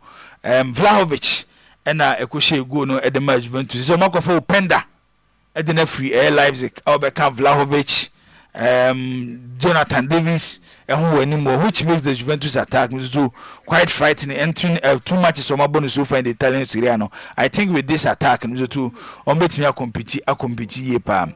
Madrid so share and Vinny Junior. I'm saying the best way to bring the best out in Vinny Junior. Mizutu any choir Alonso Faso no ordinary bench create competition for Vinny Junior. Game no so many Mayo comes to recently one of the best games about the Real Madrid team no. Okay. Yes, team no munye they might be on top of the Spanish La Liga, but so far matches on my bar. Team pa so be when this season the Spanish La Liga Villarreal. Team to watch this season Villarreal. Team to watch Villarreal. Man share Bilbao 9 points now so to manya to say Real Madrid no. If there is a team, I'll be punishing Real Madrid in Barcelona this season. Peña, let's go Madrid. Nye Bilbao is Villarreal team. Okay. All right, Tino. Boss. Young boy. But I say another pay young call ever phones and accessories. Make our be answer iPhone no. They said the new crown I am re. The here so Ghana card account home. But modern break come see a Dumaje computer. One name Ricardo Plaza no and a pen. Make can sa for 800 Ghana. Ebra near mount iPhone SR. Yet I the show so na 800 Ghana no twice year pa. The akano say ya bosume e na watwe. Who akonya so betu tuatua. Na fe phone no I wa japa de me can sa. Mom here iPhone 13 ukra 1800 Ghana with your Ghana card. Who here guarantee who here collateral biano. Ya the phone no at the amount. Ni nyina no and say ever phones and accessories and yes ade won wasoi e de aba mesi Abdul Chabu Chino. Ani bi no de aba Ghana. enje de bia na ye tipa ye se obepeja wiase sika nyina wo ho yo de koya adwuma ansa na wanya bibia shobotom anasa phone bia kura enu bia na omo ye yamra komase adum ajakum building Mikado Plaza Sam and American Okonkana Circle inside American Mall Circle Mall Block A Shop 21 Circle Tuktolin adjacent modern photos number 0200 689 170 0200-689-175 ebra woto ato any future ye hia bia na ombe ya ma ne ne ye amde phone na show sam na de akodudwuma ayamanyama akoyie ed amount school ni de emprempren e ba kopɛ mo amwo Amanse West District no amenka wo se BC no ye ya mo munya 100% record no e school friend say Makibel School Ghana and yes an wade no ni nya ne se mo de mo fa no frase kakra ko school mu ho na de phone ko jete ho sabo fra ba ku nie ne tablet nie ye online classes edema no Google Classroom activated ni nyina mu no word application skills ni aye de amano developing critical thinkers and also thinkers ye ni na ho ekwania omefa so a omesolve akwan problem with abel for contemporary class no ni nyina no omuye bi e wo maso ye wie pa na creativity and technical knowledge skill no and also the cabo fra no ho enye nwanwa so mudam sonko e wa Amanse West District in Patemo Honomo ye sha see with crèche nursery kindergarten primary and JHS Mamadem Nasha Pechi number 2 off Obuasu Road Pechi number 2 off Obuasu Road 0246 266 555 0246 266 555 0533 650 663 na wanya Makibel School Ghana amabano etumi aduru hako room admission na ya bie ede atum sisiye no me kanasa na afei ene eye twada ye sha see with Love Groups of Company Love Knesem nka wo say Techno laptop Samsung Infinix Itel Samsung Infinix charges no and hand free no power bank no ni nyina no ne de e chepa papa and so de e bone da form kama me kanasa na afei monso a na moto ye nuane pane bidie eno no bomode na afei mu amuhia Love ke yemfos ni empempande ni nyina no eno no obomode awuram ewo adum ne Prudential Bank sanso na MTN Pizza to no mo sanso ne wo opposite CGB Bank so fly police station one more sanso station ho kajetia Morocco Tech Junction your tech station outside no Sunyani Obwase Techiman Accra Tamale Boga ho number ni 0501 6356 20 we pa no akasa uptown foods yes promotion no ene enche ni asaku yada dem enu nti take opportunity na fa hu gym first na kamo amokoto chicken noodles no na 160 ene ye wo to a ukura 55 Ghana ye the chicken noodles na ma na fa udi akofie akodi sanso na assorted fried rice na kamo to 210 no se sie 99.3 Ghana enu 100 series kura no eno so betimi ato assorted jollof no na 210 ene ye 99 Ghana enso na toasted chicken 180 no aba 75 Ghana ni nyina no enso cocktail mocktail uptown foods no ye local ya beka ho upefufuo bi de posim de America kra banku ni awache dedo kama oko rich Shell filling station where you ho abreponso a JB filling station bomso a Petrolan filling station tanaso a opposite Apatapa Junction Angaga Junction a opposite of Ferukum police station on Mona Kenya say a Garden City University also number no a 0596 922 066 0596 922 066 no wanya Lovek nyama paybi amanyama koye di amount yenhwe ohenra koso do ya power specialist herbal hospital ya de be na tete wo yentu ase hepatitis fatty liver prostate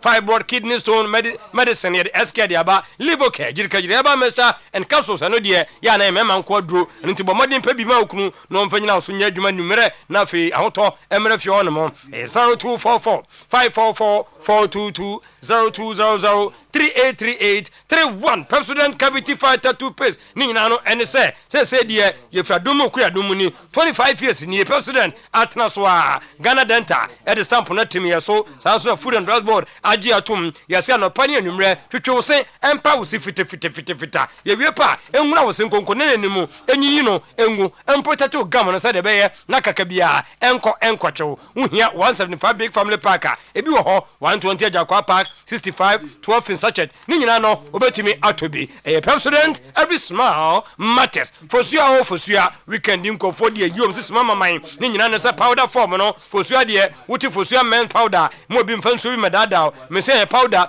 hweniti white no fa bi gunsuom okokom wuti mu otombra mu sanso ena kobensuo wunya warm water wudi bo 30 minutes na bema aye kama na company mu atum say yes wudi agroye pa fosua men powder na meka wasam e de akere wo na abomadim na nya ne cobitus ni bi na odi ye adwuma wutum sanyama koye edima na ne cobitus no kwa de abomadim na afa etu pass no ase no na mo amode no so mo kwaja na so a epre moja no be isa de na firi ho kokonu aba ko so oti dwa wo koko edi hu cha e de ne frayen so e de beba ene nti bomodin na yi sa de no e de firi ho no mo bomodin nya fosua heba mr ni bia ene so mo a na ho ayamodin mo nso a na malaria no ayo no fe no e betu sa de no ase wonu munya uda fosua ne heba mr ene beboa ye kokolenak Fred Menza, Abme, Apidanga, Missy Heba, Samdora Heba, Okajetia, Accra, Uko St. John CFC bus stop, Obe Ecobank, no, go to your sister Miss, Nane, a fear pre, I will do free,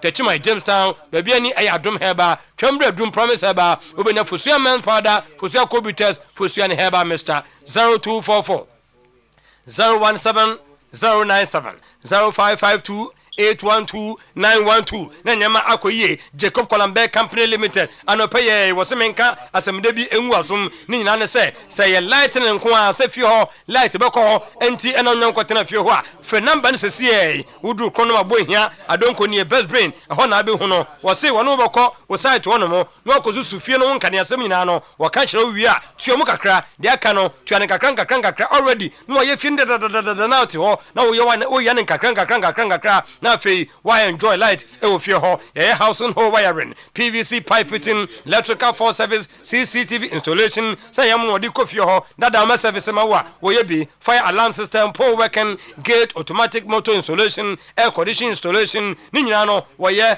na electrical fence installation wo ye bi e ho wo fie no wo ye ya che ya ka kiro yo tufo so wo ye se na gu e dana se no wudi agro da krope tochi a e be fie ni nyina wo wore nko no nya hyehye kro no ma na so fie da no on fa munu dwan megu so na tuane kakra 0536 006 441 0245 718 958 no wanya Jacob Colombe Company Limited amalaita timi akọ ofie ho ene adwom ho ma bibia akọ Franco Trading Enterprise Nokia Samsung iPhone Smart TV Franco air condition chat freezers refrigerator washing machine microwave blender CCTV camera functioning monitor video anytime nyama pay na no wasemenka wo se 40% discount and what dey free so ejabajo challenge shop adum old man konko Falkland new kajetia ho nyina no asemdey etwagu 0245 316969 0245 316969 edroni abako pe mesi mobi nada ena numwe dijiwe wanhwa na ese kwose wuyem nyema no ha adwene mesi wa bra peso otu osana se ehia se betuatu ane ne bebre bibinito maplas gastric ulcer duodenal peptic ulcer stomach gas indigestion esophageal ulcer ni nyina no anopania didi heavy ebinyagu minimu pe wie pe da awrade ase sansa hoto no eba emientua onuane biem ulcer no nkwa na peso otu ase de a mesi waduro eye bibini to maplas ye ntwam nko ashtown the bita pharmacy na wo hono ebi wo zese mo nkran sanso eno kashi the bita pharmacy ebi e wo ho wo ba promise heba ahanso ebi wa ha 0558 055894 0541 337 na wanya bibini to ma plus atumpan insecticide spray se fio ye hram se nkunkum mu ankasa enu mu no eyomo na yes ha wonders no wasemenka wo se the lemon lavender na the friday ye u spray na kum woni wie pa ura dem ho a hram fa bi ko sa office one mo bomodin fa bi ko ba bia o ton dia restaurant woni choba ho 15 minutes time bomodin wura ho kata bia so ancho uhia 400 ml 750 ml ni nyina no e bo adwuma kro no a mesin so konson tonton sanso ena interfere nwanwa ni nyina no ekuom condemn buburuja imeka tumpan no wagem so edemufua ye kokoma se sokoban ACP Accra Pokuase takrade hakuna matata 0553 082674 0553 2607 na no so wonya tumpan amanyama akoyie de miminim ene setete abakosam yentontwene dadada ne na nanam tuyemfo ewo bidie ene boritra ne de hwehwe se ho eboa yen ene de ukohia bi wo hen bia metie yi meseme ba adwuma no pa fe na me ni adaje eno nti Samara company eseme nka se eye ka Chaco toothpaste ka Chaco toothpaste abofrani koskua ya to bi tuto boss ne trunk ne mu wo so wo fia wo ne mo frana aka no munyusu bia wo fia ono mo ne nyina ene se bidie no eye adwuma den awo yesene mu saudi aduane bi mpo be sai na de bidie tu mu pa ana se ne aya wo bo so yes nya de aduane be sai sa so ene wura wo sene mu a ebeboa wo yie pa ema wo se no umlo fuse wo kasa go bi so a so bia ne akire kaka bia nso entumi encho eno ana me ka wo se bomodin youtube say 0246 864798 0501 454 462 no da ka Chaco toothpaste ako yusu tieniye Christian Service University and the 1st of September not just admission no ya bia dia tum ko fo bufa so obi akope admission undergraduate postgraduate programs no ya bi ewe aso ye tieniye MA event management and ya fiba ko na wodi ye MSc digital marketing and supply chain management 1 year MSc corporate planning and governance and also 1 year BSc cyber security and no 4 years diploma in business study and no 2 years kai say de me kenya no na abada affordable scholarship ne de da ho de mo a omukura 6 to 15 for no full bank program ho no mo na mamuda campus nso no wadwane a ye de mamo die manyama ye koyie de mamo okọ website www.csuc.edu.ghana Oyerepa na fe wakaze school no de no kwada so near Santase 100 meters off Star Junction 0246 275 375 0246 275 375 Rosters Roofing osen kasanche sidi na peke enu ntimo obiamra nationwide yenkrabata ni nyina say aluminium product in chance bia wo hia bia na so alozinc ya tete so si ahwi 25% discount off nationwide obi a friend number ya obe enjoy discount ya di ema Ghana for 0501 453 869 0544 338-042 na fe nyamatimi akoye ed amount 1123 on the dot boss player adaruma yes kakra most when ya jipa bende say Isaac swaba o say die obi an ho din obi an ho din chono safa ba yeah say so give you a 5 million loyalty bonus hey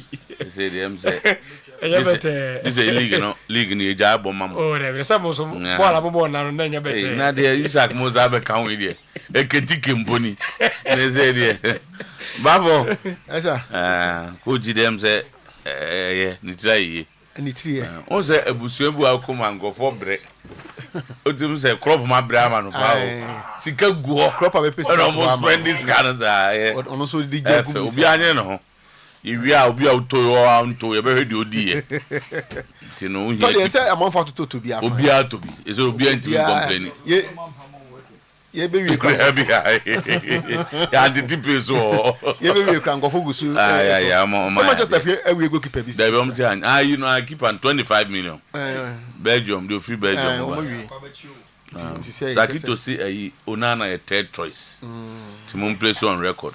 They say taking in number 2. Onana a 3.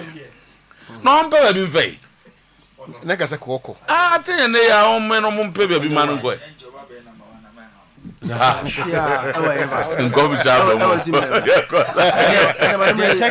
taking it up.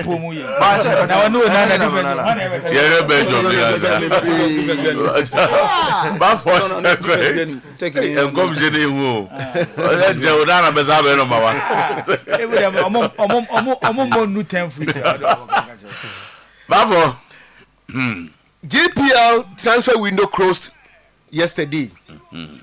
3 clubs together signed 46 players.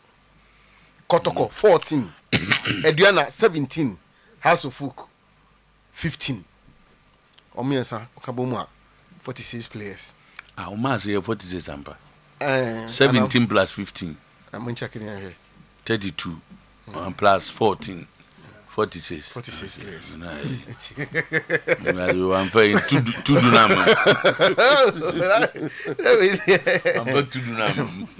Kotoko celebrate 90 years with 4 trophies. FA Cup, Toyota Cup, President Cup, and then Champion of Champions. Tama na enra ye kotoko. Mimi nda enra kotoko. Enra na kotoko di mfie duokono. Na enra na so no mugina akono. Enti players no technical team no. Ema echitafo no ne giye. Ebo ho wodin etimi di nkunim. Ewo go stars so. Eno no enso sade enigi abase omo di omo emfie aduokono no. Omo sa so agi krua. Afi mu ka bo mu ayen enan. Eno so no te se league top 4 no ngwa na anye. Top 4 no any league na ehwere wo mo. But efrechi no omo gigi bi kakra. We were in the complex stage of the preseason when we played the top 4.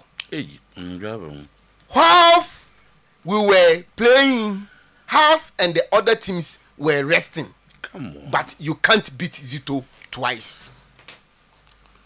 I told you before, the Galka tournament, the timing was very bad for us, not for the other clubs. Because when you look at our schedules, immediately after the league, we play the FA, we play the President Cup, and then we travel. All this while other clubs were then resting. So we were in the basic phase of the preseason, or complex phase of the preseason when we started playing matches. So definitely, I wasn't expecting something too good from my boys. But when you even look at, you quantify all the goals being scored, you see that majority of the goals being scored were a minor mistake for defenders or set pieces. It tells you that all the clubs were not ready. Though some were ready better than. But getting to the last match we play against Asafo, the second, you could see that my boys are now picking. They are not coming. So we carried out to them. I told them, look, I trust you. I know what you can do. So we can go and then win the champion of champion here. And there's one thing I kept on saying. You can't beat Zito twice. For that why I'm sure. All right. You can't beat Zito twice. Say what check Zito back on. Usani be shebi na wasan be she no. Ensi da. And there no way. Nyadia obema nyadia obema was a chance no. Enti timer. Say top 4 na anko ni nyina no. Na kotoko preseason na fire. Na they were in a complex situation. No man she afi na afi work kan kanoma e di see ani. Do we be na players. But like you can't beat Zito twice no. I like it. Many jobs. Say oh bold. So no we share Africa young boy. There's no way you can beat them home and away. Home and away, yes. Teachers. Team back when I never home and away. Team back when never home and away. And beam. It means who's an asem no can here to go stars. And yes, we lose game, you know. Because the Conan Nigeria a quaraphone. So I'm both first leg. Second leg, no by team for. And the just will be in team. I'm both first legger. Maybe a first leg, maybe I could go lose Nigeria. Now return leg in a Kumasia. See you can't team channel. No. And the just over Jacob, no. They're into me.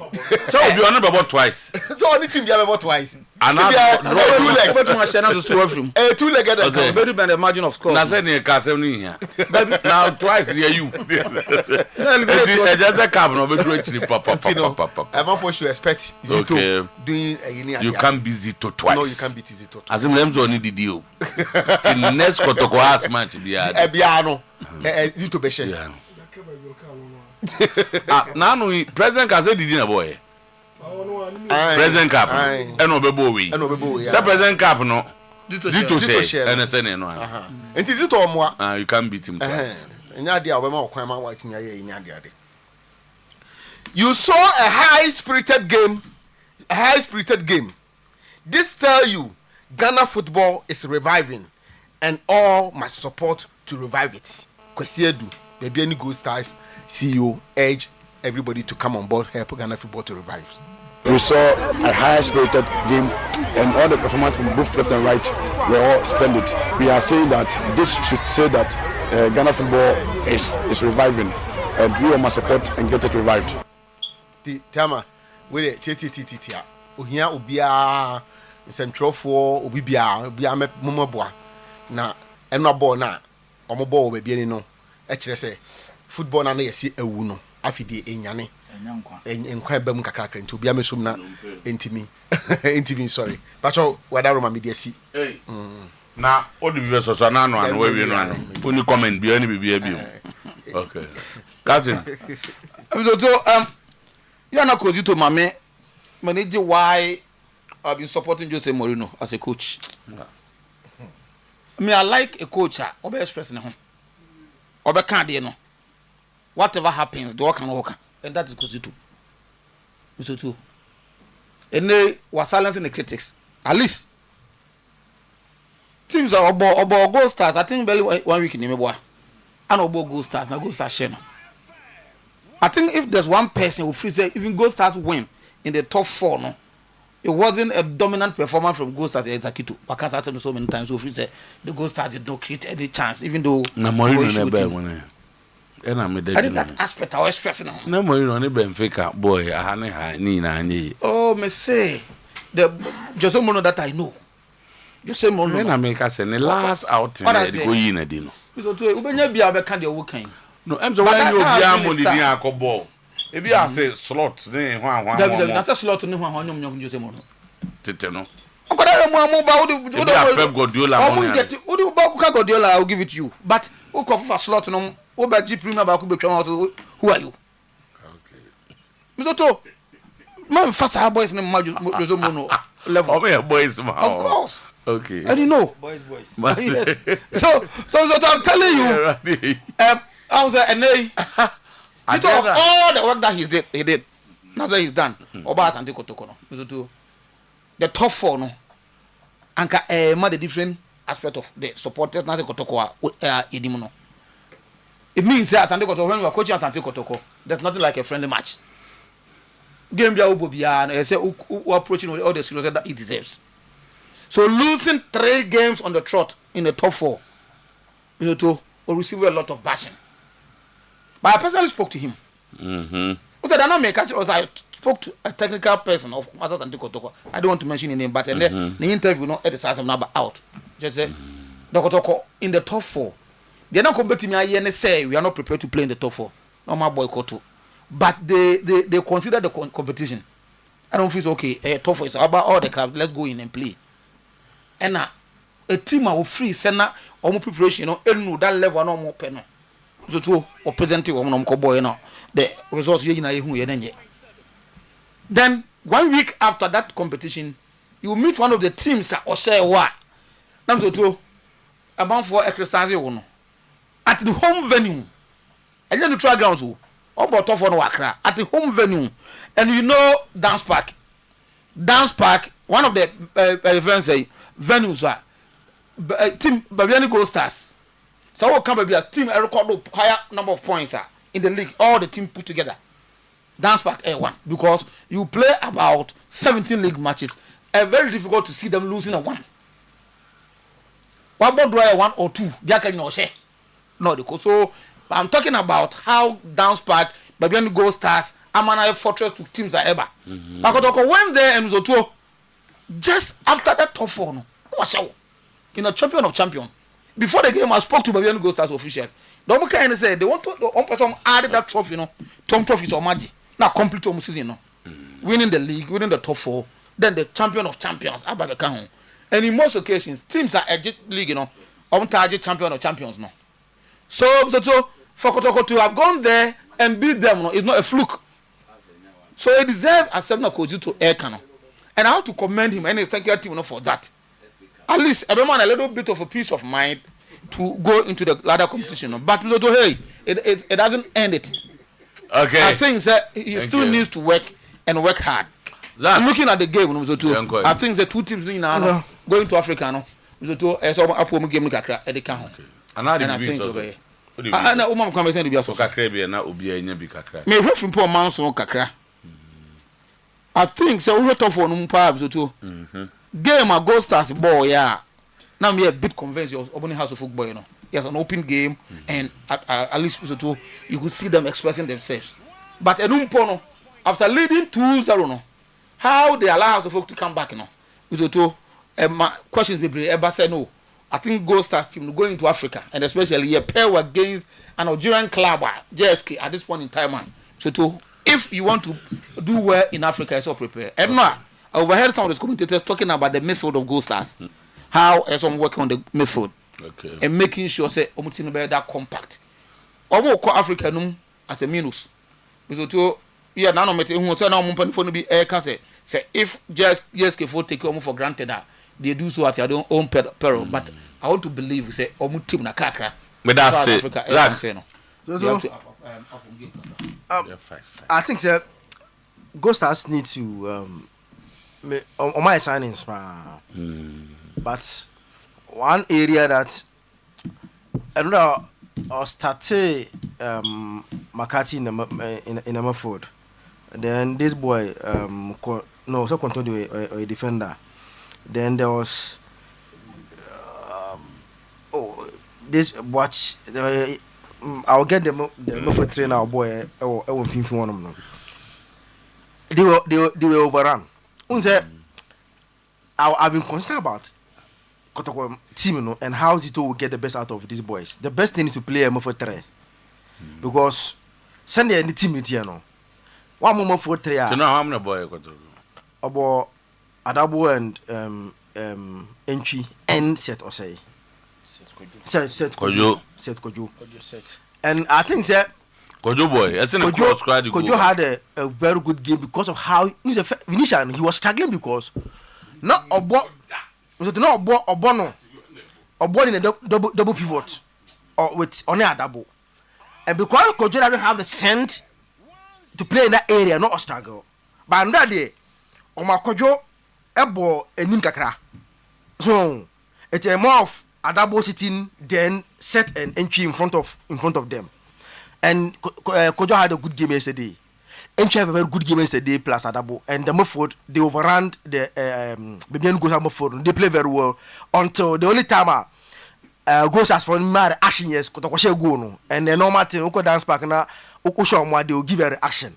But even with that, they Kotoko defended very well and Omunya, you know. So again, Donzi Emma glimpses of say there was one thing that Kotoko were lacking. Ball no any mobiana. They be I Kwamboku have to work on a hold off play. I am manos on Kwamboku. Hold up play which you have to work on it as a striker. Donzi gave Kotoko that thing. Ball no any monoa. Because of ball Philip Amo, Abet Amo and Donzi no. These are two guys or three Amunyano are able to hold the ball better. And the ball no Kobiana and Bantem like it used to come no Koyanaba no. They played very well. I think the coach can put on this. Say now gradually no he's getting the midfield. So he's getting the midfield no. It looks like say entry no they be a Makano he say number 10 that he's a number 8. Obo number 10 now he's a lazy guy. But he tackles, he runs a lot. And I think so far there based on how the three played yesterday, you know, if they are able to work on it, and when even tiredness set in our day, if anything, or yes, I feel almost a good defender. No, what could score the half be defender or they do Ebeka double or to play the double 2 to defend. No, the game was very good, and I think they can work on it. And that boy, you know, I'm that a boy no show go no. Or something back, but I'm Shabu Prior no. Left right back behind the bench. There's Okobo 2. The boy, he passes very well, and I think that Enyamo wants a long term partner with Samba. The guy very good, passes very well. Area does and height into a football very well, and also or fitting in as if he has been with them for a very long time. Yes. No, Aka Lions. He fits in as if he has been there for a very long time. Easily he no fit in na be come. It's a very good win. I think that such wins no e come they know they will be ni na no face especially. So you use this to build upon it for the season no opener no na be bia enso akonkan e dia mo. I think that we still have problem with our pitches. We mpona ngo fi say e mpon so to anyenyenye. And we are how the ball no ne bounce ne yina so to yo na ball no oh nya ball na pitch no okay. your problem past the country how to fix our pitches so too I know I am about Kotoko team na baso because what we are waiting for the team to respond and react to that disgraceful performance on Kopu 2 up Accra no 7 night time pa Ntine hu be here say ombe respond. Getting the win is very important. At least ebe come more ahead of the international break now. Blasters about Beji news ni na aboso no for them to prepare behind the scenes. Na adwuma no munya nhyase, this is something but it's not anything. The real job near starting the league against Chelsea, and days later Obabo Kwara wa Accra Sports Stadium. Zito show signs kakra with his team, and now he also some players nim kakra. And the first thing is Zito is getting an idea of a starting 11. They say Kamara as number 1. Say Lord Amu printing a Shaibu until Onusu Prima Hamza Tabai. Then you get a Patrick Esiedu. Then when you a Ansu and Samba, Adabo, Emmanuel Entry, you set in a midfield 3, and about Philip Amo, and or day a year Donzu, and a Obo Abrantef and Albert Amwa. Meaning, compared to the last game, Saka Mohammed, Saka Dauda core bench, Kwame Poku core bench, and Zakaria Fuseni so core bench. So these are meaningful changes. So I had Zito from top 4 Africa. Have to full President Cup on the back Kaiser Chief now to say to I say you'll be 8 players bia so far now some more starters when it team. You can talk about double entry because you said Albert Amwa will definitely start. Now it looks like we need trust for Philip Amono the left wing, you know, and a Samba deep Patrick Esiedu. Now it looks like only a settle the Esiedu, Francis Akwahoni a settle. So these are some positive. I like the fighting spirit of the team too. And we hear about no bar na ukudu sumi say so to me ba na obekokoden na ochire bibi. But the system itself is yet to settle. I'm still na bim no mu kakra. Though and run was an improvement of a year first game normal boy against a year to top 4 normal boy, you know. And now they pass a bit better. Kakra, it was the passing on say top 4 no team pass about 3 or 4 na ball ni go through. But now it me kon be about 5 6 they exchange some decent passes, which is good for a fans at Baba Stadium because the fans will love to see some sort of beautiful football being exchanged on the field. Okay. It is a nubemwa kakra. So I'll give Zito some credit. I'll give Zito some remarks for the positive reaction. Now I'm still to one thing again. So I have born and saying here. I na ehu here pass free kicks, corner kicks, and to some extent throw in who be used to your advantage. Say Oshe Kotko game now they scored from a free kick. Gaka top 4 names to a boy no. Kotko did not take advantage of corner kicks and free kicks. They had a lot of them. At the BN1, the Papa BAP free mobile.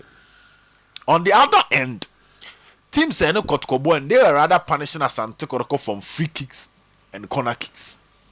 Has Sir Kotoko through a M2 a corner.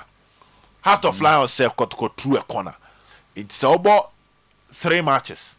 Now, Ukonsidi goes twice from corner kicks. A Chelsea, you have a problem. And now I go stars for names to Michael and Kwa. Now when you Samuel Atakumi. Now when you Samson Eduku. These are all guys very good in the air. The same time they have a distributor, proper distributor in the shape of Apia Makati. In so Ukonya set a test. Maybe a free kick neba and lead to go. Corner neba and lead to go. You chrome handed the year, Pomo a bit in there to the measure wa. Probably Ghost House will be one of them, and no other venue and a bema that intimidating atmosphere like baby say a year baby any. So with me now survive it gives your fans some element of hope. Nyoma may expect it from Kotoko moving forward. Utu omo transition is slow for my liking. When opponent attack Kotoko, now some regaining possession. How fast their passes are to get to the penalty box of the opponent and many too slow. And for a team that is preparing to go and play with Africa and looking at Zito, me only say Zito is the kind of manager in away matches he will try and close the shop to see how I'm to obe final punish. Now when you get that opportunity and then say so passes, no, a contem kaka 2-3 passes, a chance should be created. But most on the ball. Now Kodi Albert one no ejina so dan ho sasabo say opponent na recover. I saw that in the game against Gold Stars. if there was another opportunity for Kotoko to punish Gold Stars, but there's a swift counter attack. No, fortunately, Hamza Tanams to two, and now I in terms of passing, he is better than the average player. Okay. Samba, I'm to Samba Chrese, Sebone Bedawa, Obetimi passing in them. Now you have Kamara, Mr. The shot power of Kamara was super. So I use a ball or 2 bar with me actually. So in that setup, having someone like Lodamwa very good with distribution as a right winger and even as a fullback, Patrick Essien to also say the distribution, you know. Kotoko must have a game plan where the moment on menya ball, on be regaining ball or more half no. The strategy must be clear. Ye back will benkum their come away or the way for a quick transition to be initiated from a team FN Asante Koroko. Okay. Positives for Kotoko, but more to build on. On Gold Stars, Bitoto, almost a team. They have a team, but new players, new room. I think Ghana had a problem. Teams need to top players, no. Gold Stars for 11 players. Kotoko so far, Gold Stars create 11. Kotoko so 15. Tomorrow say, within 2 months, or they will prepare for Africa and as a league, you know, they will start the season whilst doing pre-season. Good. And then I think same to two. I said teams need to be here now. I'm fix it. But do not send a baby starting. Oh, we wouldn't do a starting because they are also part of the team. Oh, now Kotoko can start about 5 of these new players. Okay, which is okay, Anna. 5 as compared to 6 old. Tomorrow say. It's still they are still afraid of Musi. Okay. Shaibu ye new, Adabo ye new, Kwajuset ye new, Philip Amu ye new, na Donzu ye new. 5 no. And some of be free bench aba. Into unya 5 mono, na 6 dada. Into Asian a course whilst they are playing. That's it. Thank you, Joe. So too. Offer by Ghanaian league standard. I think that Guabli, Upe club ukura. Players pa ke Kotoko. Yeah. But offer players ni we are. Na aka kwan ya coach be fa so coach wo mo. Nam so to de nya resource. What the hell Kotoko defense kra no. We almost central defense. Samba, Hamzata, Fuseni Zakaria, Abro, Ansu. And as if I say do go to go na no mama na nko. O for mo no mo start here Hamzata ne Samba mzutu Fuseni Zakaria Senya Kotoko no te bencha one we are 17 Premier League clubs aka Ghana University. Not to say the standard is there with other African countries but my emphasis near Ghana League. So what is ablo nti ehode omo even when you pick their method ne sanyama but me hu ade bi na ese minim se zito ne betimi atu ase ana management ne betimi atu ase a yes ebre bia ne mzuto se de asem ne yesika no tin yesi bre nyina anse kodogo players no omo management so technical team omo kasanchire omo kasanchire players no go unim enye zito excuse na wo ma no na top 4 ne enye ready and I feel ready. No, or even the gap number of days. I'm so to real top 4 now. Kotoko against Gold Stars. No performance not putting up now. It looks like players no. I'm so more concerned na. Se technical team na nyoma anya adwena. Na omo performance no master team putu attitude in their performance. Because me here top 4 no. Yes, so to. And team must be select 11 players. Edo magina park so. Ebi ask. Omobo as collective unit, you might have issues, but individual players require struggle to play. And no transit there. So to who's a players no. And you may call so timer na ogumo na zito buy and all try to solve it no. Momo repeated that attitude in but then no me share go phone penny for me catch omo. Baby any safu duku ne Christopher Muna omugina ho na zito omoma body players ne so no. Ebiem mizoto it looks like a team move away from Kwame Poku. Kotoko team no. Ekwaja Kwampuku bas na to agya no. Se wanye ntem pa. Se bia no abre ni tino manage na ho. Enye bro won say mzoto. Asem ni asem timi hia wo. Asem bi timi ba. Ebi kura na do aye do ntini emu asem na enwu so. Ba asem ne bia na wo pa na nka adifo. Wo de fa ne say blame ne Kwampuku asem ne ba ye no. Ena Kwampuku no nshi go ti se ne de oye ya. Kaza Kotoko supporters ko mo ko ta Kwampuku echi. But that time na akoye team nani eba go sha. Nti en tuble en tupunim. Ni enya Kwampuku. Because to so hwe Kotoko recently I think Kwampuku attitudinal problem. And it's not helping the team. Or more like obi o ka team no. Aso ogina baby na team ni gina baby. Hwe gini boy ya moka na asemi. It's not like we exceptional. But he works for the team. Or yeah, Juma team no. Sometimes we hear our players nibi. And yes, so ye be a chili subiao. But player bu one commitment alone on the pitch. So to coach a crowd drop on an heading. Say no was a chance be. But how he runs or pressing is hanyomano. Normally you don't get players doing that. As will be a finu chroma bamzo to obe pe bibia ko nukro makwa ya debi. No obi maso. So abobi maso be ya adwuma. Aha.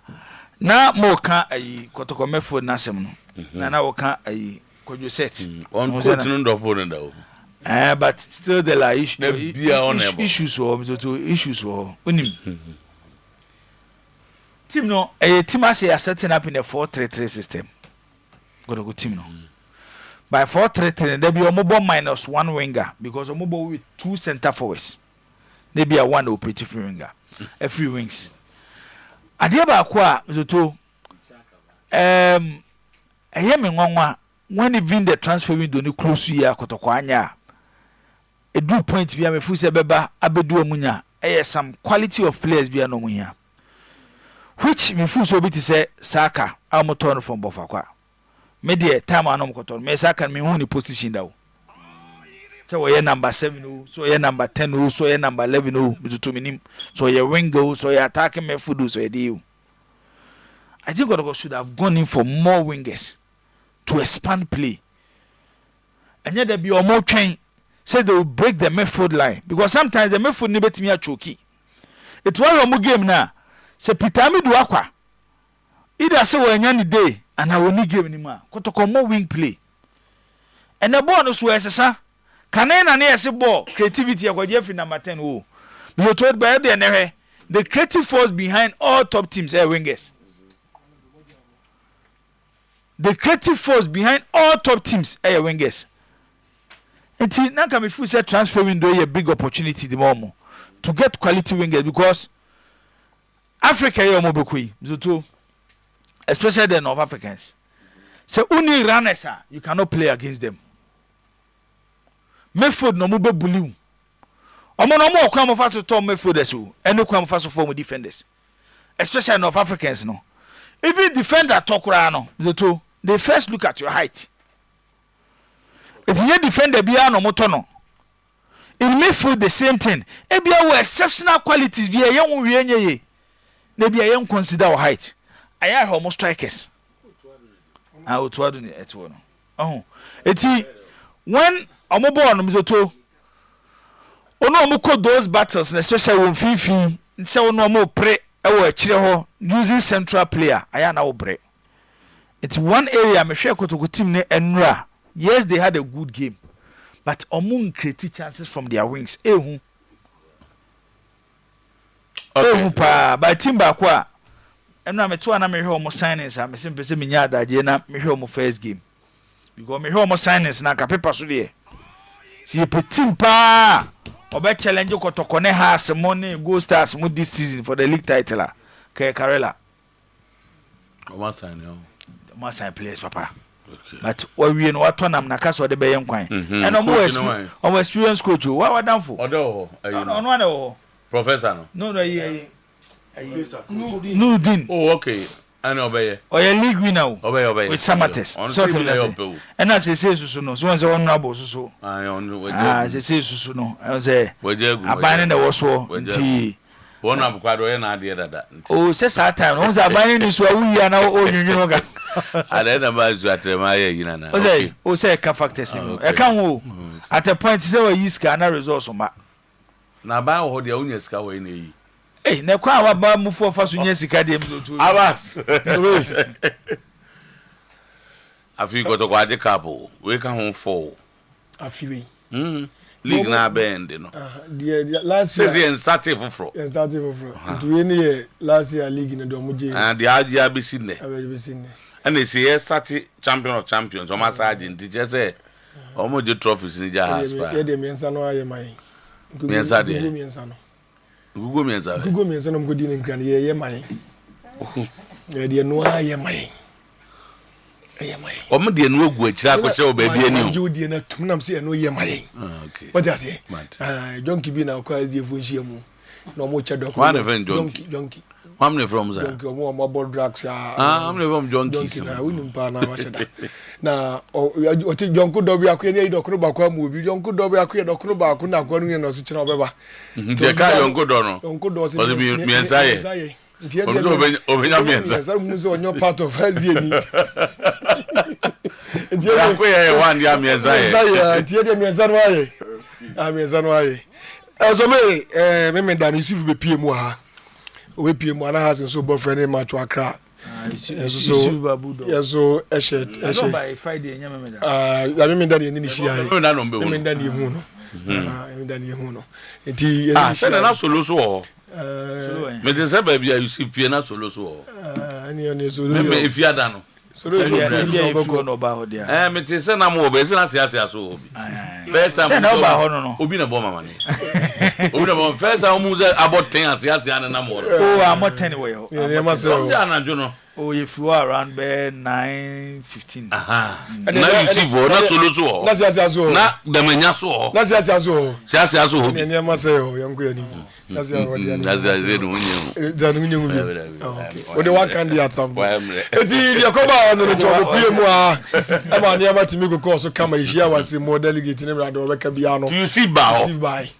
Ba ko no so aba. Wanda bo so by. Musi Yusuf na eko. Nyame adoma. See the son of See the son ye nyina ye gina kwa ye nyina. Na mu nyina makodi Yusuf. Na ma ngunya ngodi solo ati. O de say. Na wo mu ngodi solo ati. Asa ama ba na yefu. Na nyafu sa. One has ni bia oya. One has ni bia e be di commerce. Ali graphy ho. We free one more. Oh ja o you. Okay. Enti o ba ti aba to nyama. Wabo watara pe. Ami adoma Saturday we are election e ba so. Enti supporters no bia Saturday ya. Oh, okay. Ye dey. What to electronic? Da. Na mo nsu electronic. Ade ye obi fie ne se obi fie. Le do no mtu ye obi so okoko to na mpa na. Obi anka ko. E be o ma chow. E bi na na ribe ka na so fo no. Obi anka ko. Me se me mshia mbo. Me kwa mshia mo this back. Oni twum. And then some guys be say for me na me pa ma chow. This back. Omo plan is on the Pombechia.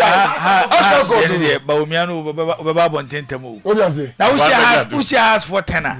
Emu na obi as you see. Enti ya de Kogomotino ade.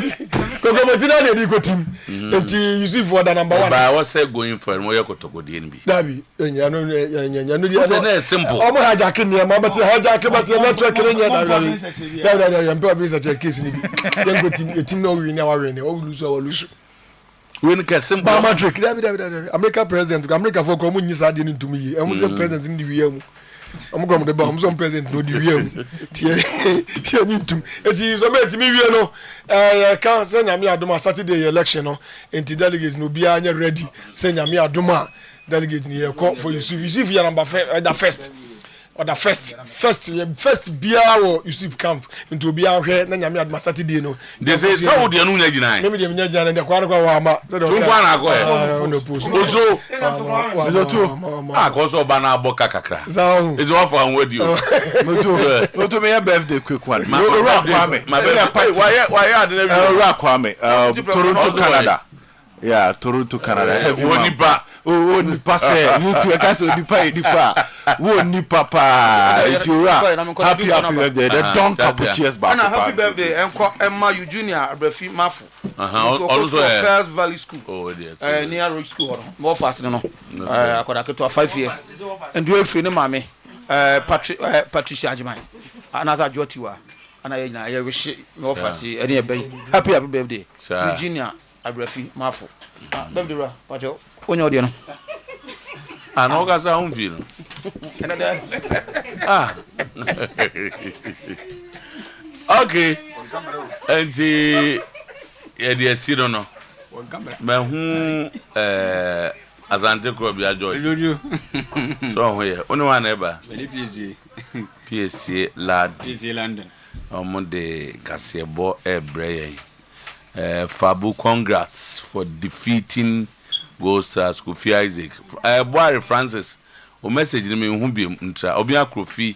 My clergyman duane obi. E dey si na bo na efe kama ho. She asna so enya hwe. Ebe nyu obi so ahye ndi. Kwase ebo no kase ebo Piesie ba e kase ebo Asante